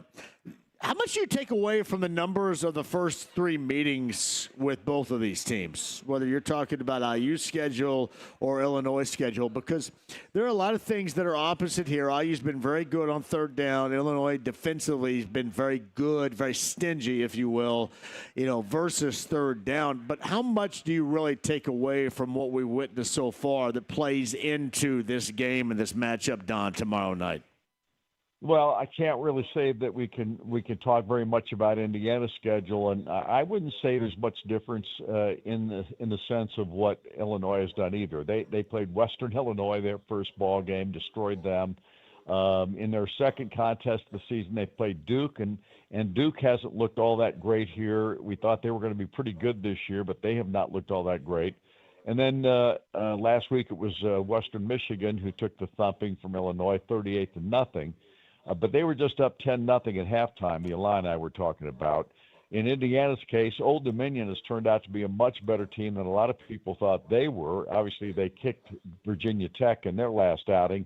So it's the Old Dominion ball club, and the fact that Indiana beat them 27-14, that no longer looks as negative as it once did to the prognosticators and so on, those pundits that talk about it. But I don't think either team has been tested enough to this point to really know what we're going to see in this matchup with Illinois. And I think Illinois is going to provide that for IU, and I think IU is going to provide that for the Illini. Hey, Fish, we talked about after week 1 when IU won and still fell in the polls that it kind of kept that chip on the program's shoulder and, still feeling like they've been, some lack of respect. Do they still have that kind of mentality going into this game? Like, okay, there's still doubters out there and realizing that this could maybe shut a lot of people up if you go out there and handle your business. And I can tell you this, there are some people who believe in the Hoosiers, and I don't want you to get in trouble or fired for talking about this, but the opening line on this game was IU by 3.5, and it's now been bet up all the way to 6.5. So a ton of money has gone IU's way. So a lot of people out there, at least when they go to the window, they believe in this program and expect them to go out there and win by a touchdown or more. Well, and in my belief, I think the same thing. I've always thought I just don't have any doubt in Curt Cignetti. I just don't. Why would I have at this point after what we saw last year? I think that this man knows exactly what he speaks of. He believes in his philosophy. He believes in his team. And this guy coaches as well as anybody I've ever seen. So I'm excited about what we're going to see in this matchup with Illinois. I think Indiana's going to win it. I don't know if it'll be handily or not. It could go right down to the wire. But I do think Indiana's got the tools from what we've seen here at the start of the season. We're going into it much like we did a year ago in the sense we really didn't know what we were going to see until the fourth game or so. And right now I think Curt feels pretty good about his football team and where how they've progressed here in the first part of the season. Now, again, they haven't really been tested like we anticipate that they will be tomorrow night. And I guess we're going to find out a lot more. But I have no doubt in my mind that Indiana will be prepared. And I think even if they would lose this contest, I think it'll be a heck of a football game. And I think Indiana will give it a great shot. It's Don Fischer, voice of the Hoosiers, 6:30 tomorrow night, 93.5, 107.5 The Fan. Your pregame coverage. He and Buck and John Herrick have you from Bloomington. The one thing we're going to know, that place is going to be absolutely on its end. And it's going to be an entire weekend. This is not just like a Saturday night, hey, we're going to go to the game, Don. This is going to be an entire weekend spent in and around Bloomington and celebrating. Those are great times down there. You and I both know that to be true. It is. There's no question. And now that you've got an Indiana football program that people can talk about, can be excited about, it just makes it that much more fun. And more people are going to be there. It's going to be a packed house. It's going to be chaotic. I think all the things that IU has done to make this a positive from a football perspective has been pretty remarkable. And, of course, you got to give credit to Cignetti just for coming here and doing what he did a year ago. This is a different place than we've seen in Indiana in many moons by any stretch of the imagination. The Bill Mallory era was a good one, but when you got to go back to 1984 when he came, and Bill Mallory's team went 0-11 that first year, and then 4-7 the next year, and then they started winning after that. But it was a slow burn, so to speak, to get started. This has just been spectacular what Cignetti has done in his first 2 years at Indiana. And again, this is a year and just 3 games into the second season. But I just believe in what we've seen at this point. I'm so excited about what Indiana football has become. And I think it's going to continue because I think this guy is special, and I think the program is now becoming special. You know you're special, Fish, when you're not relegated to the 12 noon start at home in a game, and you're sitting here. You think about the game day experience and think you can go down there and you can have fun, you can tailgate, you can sit there and watch some other games and get that. And I don't know about you, but in my experience being a college football fan my whole life, I just love a night game. Something about the crowd. Maybe it is they've been out there having a good time in the tailgate, but just the energy is something else. And by the same token, that's what we felt up in South Bend in that playoff game last year when IU was up there.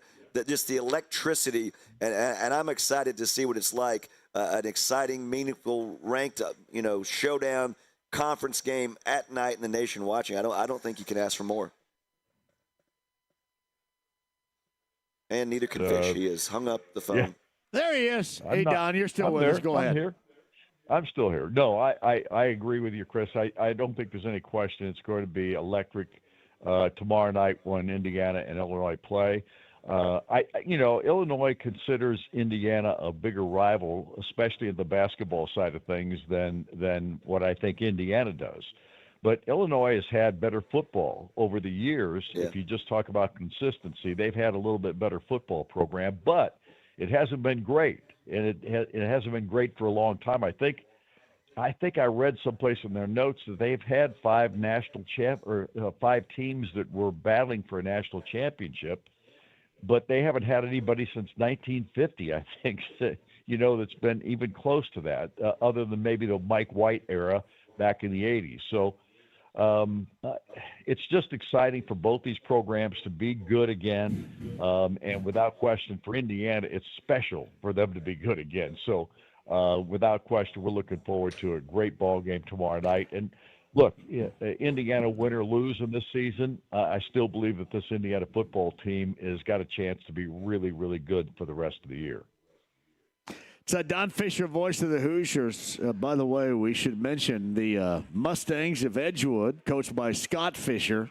We know him really well. 4-0 at West Vigo later on tonight. It's been a hell of a season so far in Ellisville, Indiana, Don. It's been a lot of fun to watch the program rise there at Edgewood, too. It's taken a couple of years. The last 2 years have been pretty bland, if you know what I speak of from a win-loss perspective. Yeah. But those are the first 2 years of building it from my son's perspective, and He knew this was going to be a bit of a struggle early on, and all of a sudden it's starting to pay off with a bunch of sophomores that are now juniors. Last year, those guys went out there, and they were so undersized in so many ways in both their games. And this year, those guys have gone through the weight training and the strength and conditioning program at Edgewood.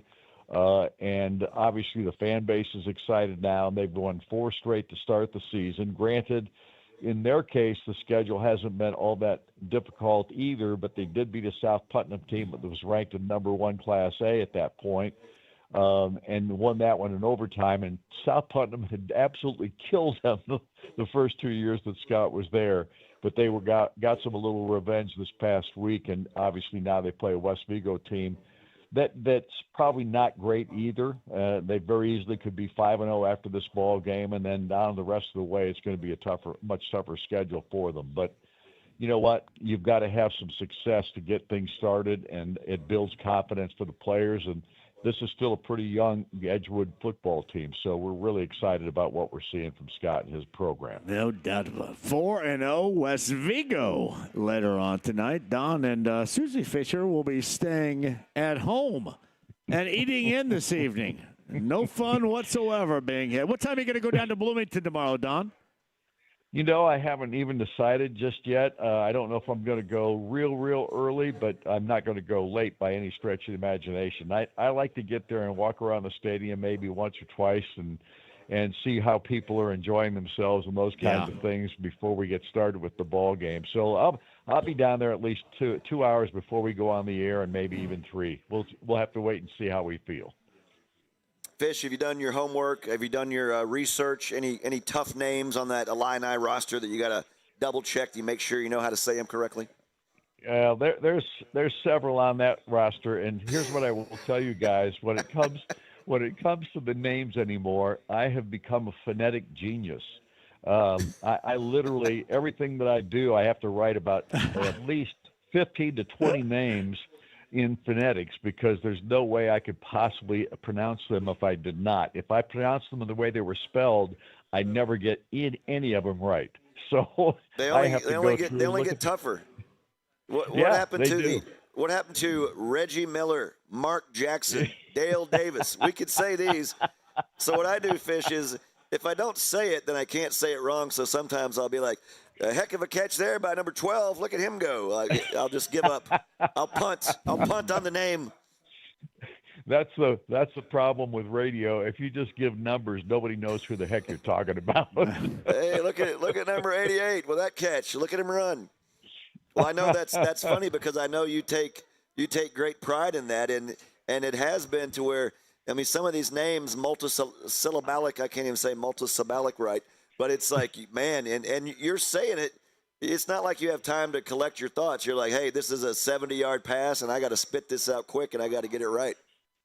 No, yeah, I mean, literally, you have to study these names, and you have to start saying them, a day or two in advance of the ball game. You really have to start saying their names as best you can, and make sure you talk to the SIDs and make sure they give you the correct pronunciation, and they usually provide you with a pronunciation guide, and half the time the pronunciation guide is wrong, because, then you listen to, they put on their website, some of the schools put on their website, so you can listen to the player say his name, and then that player changes his name the next year. It's Fish, crazy. I asked Antoine Bethea one time. I said, Antoine, he was our studio analyst. I said, hey, man, is it Bethea or Bethea? And he said, either one. And then I asked his mom. I said, hey, he says it's either one. She looked me dead in the eye and she said, it's Bethea. I said, that's all I need to hear. When Mama says Bethea, I'm going to say Bethea. Exactly. I mean, we do have an IU player that did that last year. He was Monette. Now he's Monet. So yes. Hey, Don, this matchup tomorrow night, the 75th meeting between Illinois and IU in football, and only the second time both have been ranked. Wow. That's incredible. I know.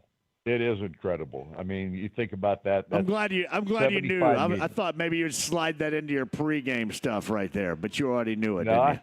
I got it down, baby. I got it Darn down. it. Don never would have thought of that, John. Good thing you were here to. I was trying to drop some information on him. I hope he would use it tomorrow for the pregame, but instead he already knew it. Yeah, we got it. We did our study. We did our homework. So, do you get to talk to do you talk to Bielema? Do you talk to football coaches like you do basketball coaches before the game? You know, it's really odd, and it's changing. It's changed so much over the last several years. We used to be able to get almost every head coach, whether it be football or basketball. Not always, but we, for a few years we didn't get Joe Tiller. We actually got him for a couple of years, and then he stopped doing it. But over the years, we've had coaches that would do it, and more, especially in football, the head coaches have said no. You got to get somebody else. So I like to get the color analyst because he'll usually give you a little bit better honesty type answers to the questions that you ask than the play-by-play guy or the head coach himself. But at the same time, I'd rather have the head coach on because those are the guys everybody wants to hear. So, but you just can't get them anymore like you used to. And a lot of schools, if your head coach won't do an interview, they won't do an interview. So I have to be careful about how I deal with it these days. But the good news in basketball is that most of the Big Ten coaches, I can get one-on-one for a little pregame interview that we use as a scouting report. So those guys have still been pretty good, especially the basketball guys. The football guys, not so much. Painter still comes on with you, right? Matt Painter has never declined an interview with me, not one time. Just one of the best guys of all time, Don. We can agree on that, right? One of the best guys There's ever. No question. Yeah. He's a wonderful man. I enjoy Matt a lot. We've been friends for years. I've known about him ever since he was recruited to IU back in the day when Knight gave that scholarship to Todd Leary, thinking he was going to get Eric Montross off that deal. But that didn't happen. Well, he'd be the head coach here right now had it not been Larry instead of Painter. You know that. So yeah. Yeah. No, Matt's a great guy and a guy that I really revere in the coaching profession. No question about it. Yeah, he is just regardless of who he coaches and the rivalry. You know what? We live in the realm of quality individuals, and you don't find anybody better than Matt Painter. You just don't. No. And, here's the other thing. Gene Cady did interviews with me, too. Mm-hmm. So we've had a great relationship with the Purdue guys, no matter who it was for the most part. Let me think I can't think of his name now off the top of my head, the football coach prior, John Rahm. Yeah. Am I right? Jeff Brom. Yeah, Brom. Jeff Brom. Yeah, Jeff Brom. Yeah. Yeah, he did one every year with me. So, we've had most of those guys have always been good in regard to the matchup between Indiana and Purdue and the rivalry and all that kind of stuff, and it hasn't affected them in a negative way to do the interviews with me. So that's a really good thing. It's awesome. All right, tomorrow, 6:30, you and Buck, who has still never been on this show, which still kind of pisses me off a little bit, but I understand. Well, here's what you need to know, John. He doesn't do anybody. He doesn't do any interviews. I know he doesn't want to do any know. interviews. Well, he told me his granddaughter, our daughters are playing basketball together at the same time once, and he explained it to me. I still try to convince him otherwise, but he explained it to me. I get it. So. No, there's nobody funnier than Buck. I'm telling you right now, and he's a treat. I like him a great deal. Hey, Don, have a great call tomorrow night, and we'll get you back on here next Friday. Thank you, buddy. Sounds good. Thanks for having me, guys. See you. See you, Fish. Don Fischer, voice of the Hoosier, staying at home tonight. So, Chris, normally he'll say, hey, I'm going to our table, which is down near me. Oh, yeah. In Center Grove and Burgersville. I've had the privilege to join you guys. You have been there before. And I tell you what, that was a good time. They watched me drink. He and Susie sit there and watched me drink. And then we went down awesome. the street and saw Blake at work. And Blake was at work. He wanted no part of our visit to him at work. But he loved it. He talked you guys up like crazy. He said, hey, man, Chris Hagan and Don Fischer just came to see me here. So, yeah, he loved that. Awesome. But, yeah, no fear of missing out. Now, hold on a second. What are we wanting here? Hold on. This hey, I'm going to put the microphone. Hey, Can you do that? I'm going to put the microphone. You don't have to put it on.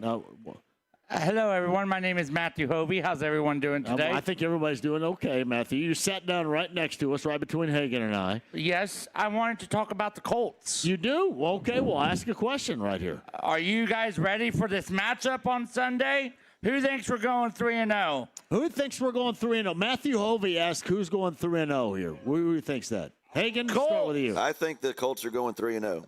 And let me tell you, the Colts are doing amazing. Daniel Jones is killing it out there. Danny Dimes, Indiana Jones, whatever you want to call him, he is beast. I am so glad the Colts picked him up. And let's go Colts. We are Colts fans, mighty, mighty Colts fans. Let's go Colts. Let's go Colts. Let's go. Matthew's ready for the game right now. Hey, Matthew, I wanted to fire everybody in January. Hey, I bet you're glad you did it. Because let me tell you, we just needed the right quarterback to be our main man.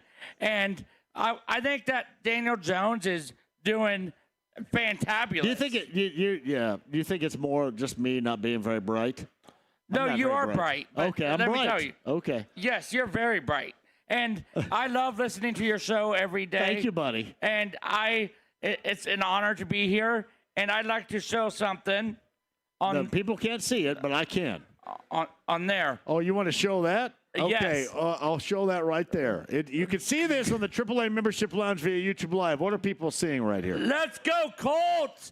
Beat them Titans! And I have a little song that I wrote for the Colts. Oh, my gosh. Here we go. You want to sing it right here? Yes. Oh, I think that's a must. Yes. Hey, James, do we have time for Matthew's song here really quick? Really quick. We do need to break soon, though. All right, really quick. I'm going to hold that. Go ahead. Okay. All right. Okay, I need some participation. Oh, this is great. Wait. Okay. Don't get me fired, okay, I'm not. Matthew? Okay. We are Colts fans. Colts fans. We are. Colts fans. I got the wrong lyric. Colts fans. We are Colts fans. Colts fans. We're going to beat the Tennessee Titans this Sunday. Tennessee. We are going to get the W because we are Colts fans. We are Colts fans. Colts fans. Matthew, quick question. Who do you think's going to win on Sunday? Indianapolis Colts! Matthew. Thank you, Matthew. Well done, Matthew. That's Matthew Homey right there. He's getting a round of applause from everybody. Thank you, buddy. Hey, real quick. Yeah. Why did the football coach go to the bank? Uh-oh. Why? To get his quarterback, Daniel Jones, this Sunday. Matthew Hovey, everybody, with a song and then some at Twin Peaks Northeast Side. Bud Light Blue Friday, your chance to win Colts tickets. We'll come back with you. Hey, don't go anywhere. You certainly don't want to go anywhere now. 93.5, 107.5, The Fan.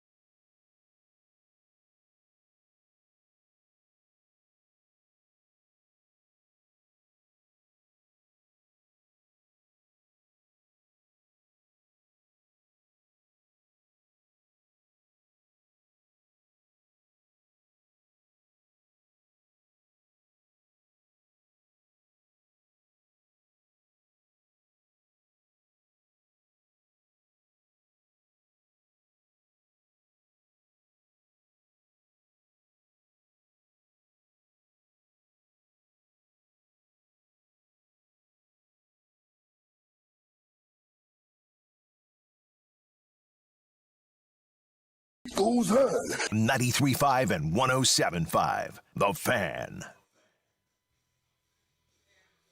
We are back live at Twin Peaks on the northeast side. The Ride with JMV and me, Chris Hagan, Fox 59, sometimes on CBS 4. John, nature has called John, and sometimes it happens. And we don't know how long nature calls John, but the show continues. A fantabulous weekend for fans here in central Indiana. Of course, we have the customary high school football across the state tonight, week 5 of the season. We've got Notre Dame, Purdue tomorrow, a huge one. We just talked to Don Fischer, voice of the Indiana Hoosiers. They get ready to host a top 10 opponent in Illinois. And as John told us, only the second time in 75 meetings both teams are ranked. That was smart information I passed along right there. Don never would have thought of that. Then Sunday, we've got the Colts, a division road game, first time taking the show on the road. And, oh, by the way, the Fever in the second round of the playoffs for the first time in a decade. John, I don't know what more you could ask for in a weekend. Heck of a weekend, especially with the weather. The weather, right now, this is always a great location for remotes. We just had Matthew brought the house down. He did. With his song. He's trying to win himself some He Colts was the tickets. house bringer downer for sure. And this is what it's about. We get a chance to meet and greet. Come on out here. It's 5:30 on a Friday. You've got no excuse, really. None. Come out and see us. Say hi. John will do something to make you feel welcome. I'll sit here. I will. Drink my sweet tea and my cold beer. Not together. I go every other sip, John. I like to balance it out. I like how you do that. And I tell you what, that's some cold beer here at Twin Peaks. It is. That's the no coldest joke. around right here. Ice cold Bud Light. Chris Hagan of Fox 59 JMV. Thank you for joining us. We got Raiders Colts tickets to give away as well. And Colts happy hour coming up at the top of the hour. Mike in Brooklyn, New York is at 239-1070 right now. Hello, Mike. How are you? Yeah, what's up, gentlemen? Yeah, that was awesome. Hello, Mike. How are you? I think Matt's got the right idea, man. That's we got to raise. I think we got to start raising the bar here with this team. Hell yeah, this is a must-win game. You know, if we want to go where we want to go, these are the games you got to start putting in the bank. You know, go down there. I'm a big Elvis guy. Go down there to Tennessee and PCB. Take care of business. That's it. You know, it's funny because a lot of times you'll have fans say, well, you know, it's only one game. It's only week 3. But I'm with you. If you have a chance to get a stranglehold on this division and you can set the bar high and say, guess what? Everybody, you're chasing us. We're the team to win this division. They haven't won it since 2014. And a win Saturday goes a long way to, as John made fun of me earlier when I said a launching pad for the season. And this is how you do it. You go 3-0, then you're 4-0. And then next thing you know, you're 2 or 3 games ahead of the rest of the division, and you can have a couple of hiccups, and you're still going to be fine in the long run. So I'm with you. I think this is a huge game and a huge opportunity against a rookie quarterback, a winless team, and it's a short drive. There'll be Colts fans down there, so let's see if they can handle their business. Yeah, absolutely. I'm in it. I'm just Steichen's got to get these guys ready to go. His credentials as an offensive coach for me are never in question. Just we need you to be a head coach. Okay, I just would play smart situational football. Stop going with this nonsense, going for a 4th down every time. Okay, learn from your Hall of Fame coaches that came before you that won many championship games. They weren't doing any of this nonsense that these guys are doing nowadays because they understood field position is hugely important.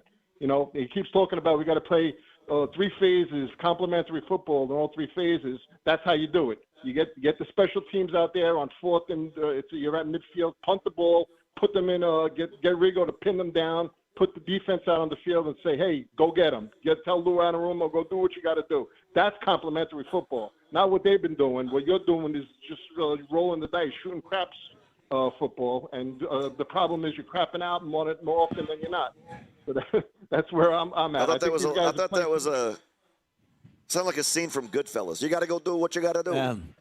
Mike, stop with the nonsense. Mike, you got to make sure you call it on Monday too, because everybody loved your call earlier this week. We got to do it again, okay, brother? Oh yeah, hey, listen, I love it. I told you you're like my therapist. You know, this is like I taking the calls so I can just like vent out all these things.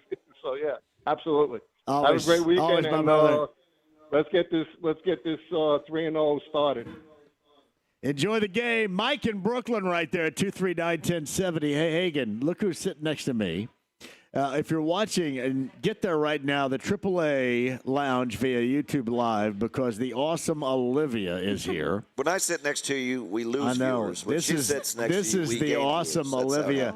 A little background on Olivia. Can I tell? Yeah, absolutely. So Olivia, you guys know Chris Litzy. You know Jess.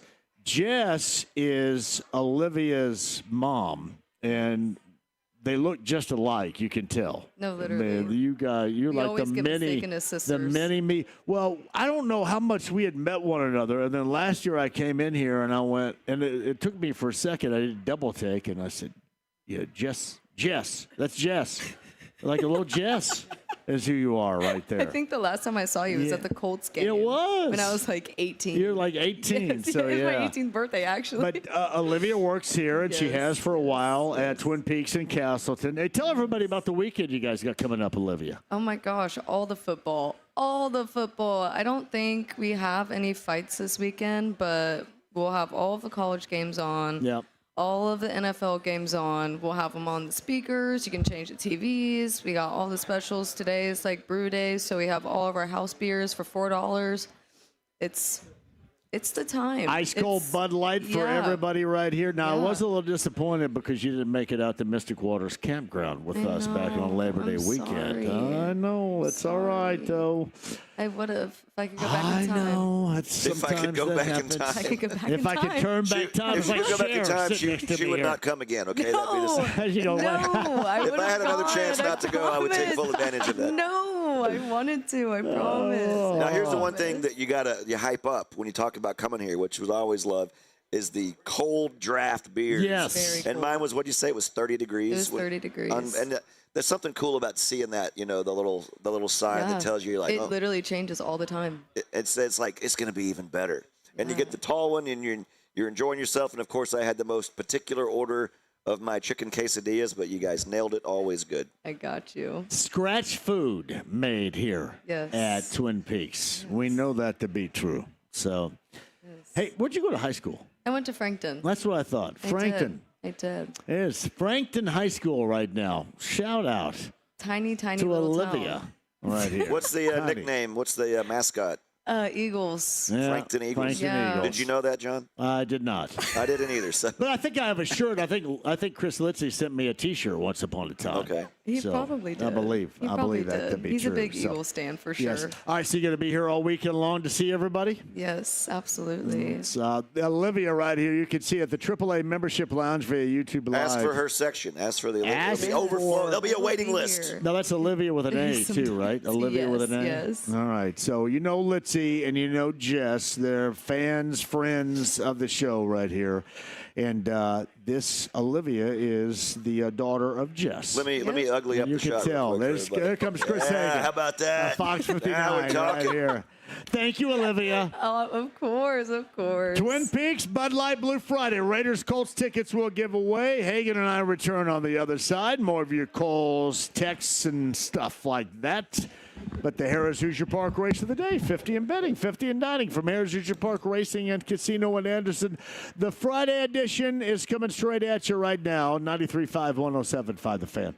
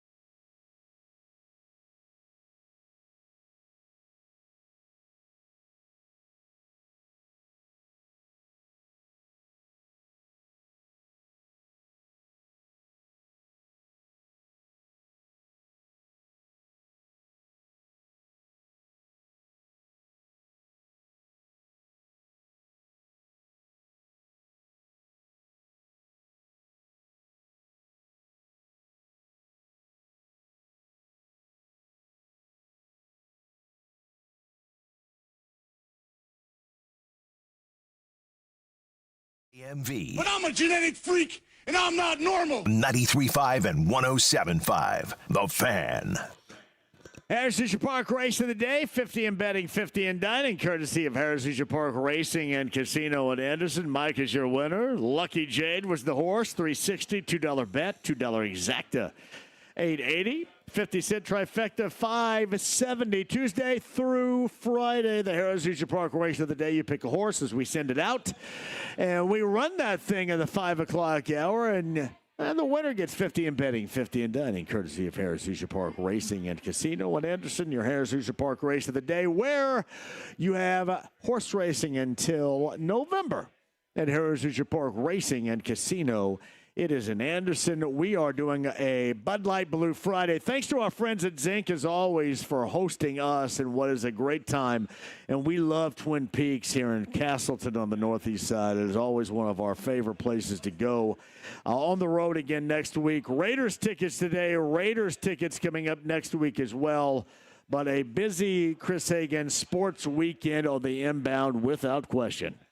Speaking of the Raiders, how bad did they look the other night? Geno Smith looked like a disaster. He looked so good in week 1 in Foxborough and a mess on Monday night. He couldn't complete a pass over 10 yards, and he had some guys running wide open. So that it goes back to after week 1, we said, are the Colts that good or the Dolphins that bad? So then you say, hey, are the Chargers that good or are the Raiders that bad? So, yeah, that's down the road. You think that'll be when they're back on the home turf and you get a Raiders game, and who knows? Maybe you're looking at a team that's looking at 5-0, 4-1, something like that. But, yeah, I digress. Yeah, a great sports weekend. You were making fun of Don about just sitting at home tonight on the couch, but I think this is a perfect I don't weekend. think I made fun of him, but, yeah, whatever. You make fun of everybody. Let's not forget about this, John. Meaningful baseball games for your Cincinnati Reds. The stretch run of the MLB for the playoff, the wild card hunt. We've got high school ball tonight. 2 games back, but they're not going to be able to catch up because the Mets are winning. Yeah. Notre Dame, Purdue tomorrow, IU, Illinois, ranked opponents. Colts trying to stay perfect on Sunday. The Fever into the second round. If you don't enjoy this weekend and watch your TV, you're not a sports fan. You need to have your ass whipped. You need to get your damn ass whipped. There's no doubt about that. You need an Alabama ass whipping. Did you see our guy Hubble over there? What did he do now? That's Hubble. Yeah, I said hi to him. I just said, you see our guy Hubble over long there. Time no see. How you been? We talked about Purdue, Notre Dame. We love Hubs, man. Thanks for paying attention to our interaction. Well, Hubs remember, that was a part of the baggery back in the day. Yeah, back in the day, baggery. Yeah, that's when you, didn't. That's coming up on 20 years. You ghosted me for like a month. That's coming up on 20. I did not ghost you. You did. This has been discussed. You were pissed at me for a month. This has been discussed a million times. We were at an event at Sullivan's, and there was like a photo gallery. Yes. Every picture in the photo gallery was a picture of people looking at the camera, smiling, enjoying themselves. And the picture of me was me trying to hawk down 2 pounds of steak on one bite. Brad Shoemaker. Yeah. BS took that picture. I had the steak bite an inch from my mouth, and I'm just hawking down on this bite of steak. And I was like, hey, man, tell your buddy to take that. That's horrible. What are you doing? I said, no, it's just a picture. I'm like, yeah, if every other picture was a candid, let's take a funny picture of people, I'd been like, okay, I'm good. You were so pissy about that. Every other picture was a nicely posed photo. And I think I didn't talk to you for like 12 hours, No, it was like a month. A month. That's a month, Sarah. It was. You think, since I've known you think there's been a full month at some point that we didn't talk? Maybe not. Exactly. Thank you. No further questions, Your Honor. The defense rests. Sarah's here. Yeah. We like Sarah. You're just going to point out people, hey, there's I'm just going to point out everybody. Hey, there's the guy putting together the old football machine. J-Law's at 239-1070. J-Law, jump on here really quick. How you doing, brother? Hey, just thought I'd say, hey, I'm with my 5 or 4 favorite derelicts from Richmond. We're in Bloomington this weekend to see the Hoosiers win by 17. Ooh. 17. That's your call? That's my call.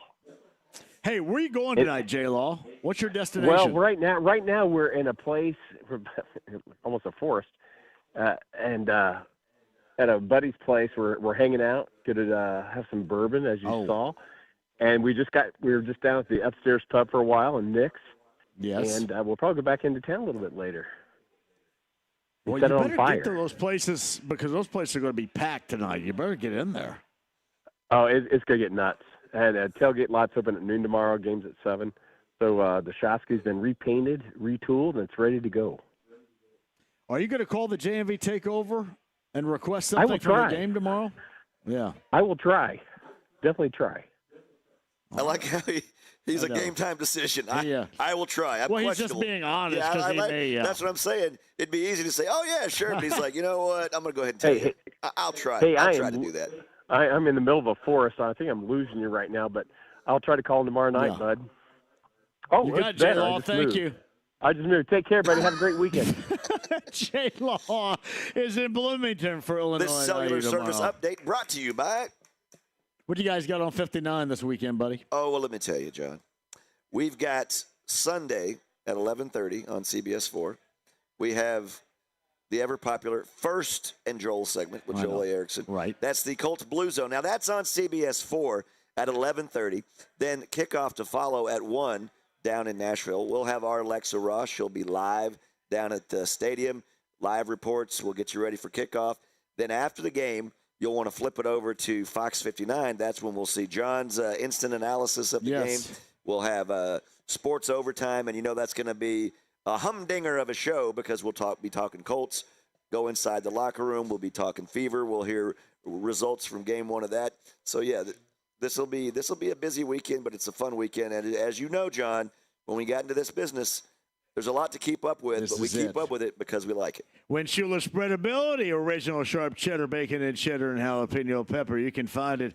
Grocer's Refrigerator. I know Meyer's got the locations around central Indiana for you as well. Gordon's Food Services. And if you see it, make sure you send me that picture so I can send it out and people can find the spreadability, Chris Hagan, of Win-Schuler's. And I know Sarah sitting right next to me loves the state of Michigan for a variety of reasons. Win-Schuler's spreadable cheeses would be just one of those. Win-Schuler's, Chris Hagan, spreadable cheeses. It's all about the spreadability. The spreadability. Chris Hagan of Fox 59.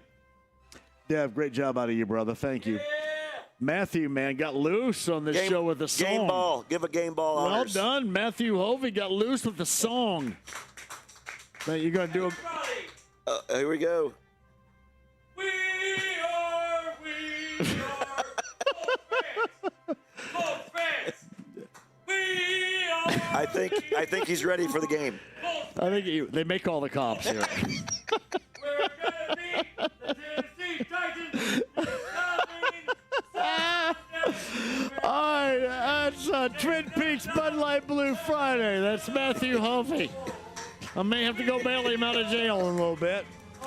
I'm going to be back here in just a second, too. We've got Colts Happy Hour. Hagan, thank you very much, too. JMV Takeover tomorrow night, 6 until midnight, B105.7. Man, I love you guys. You're awesome as usual. Have a great weekend. Colts Happy Hours coming up next.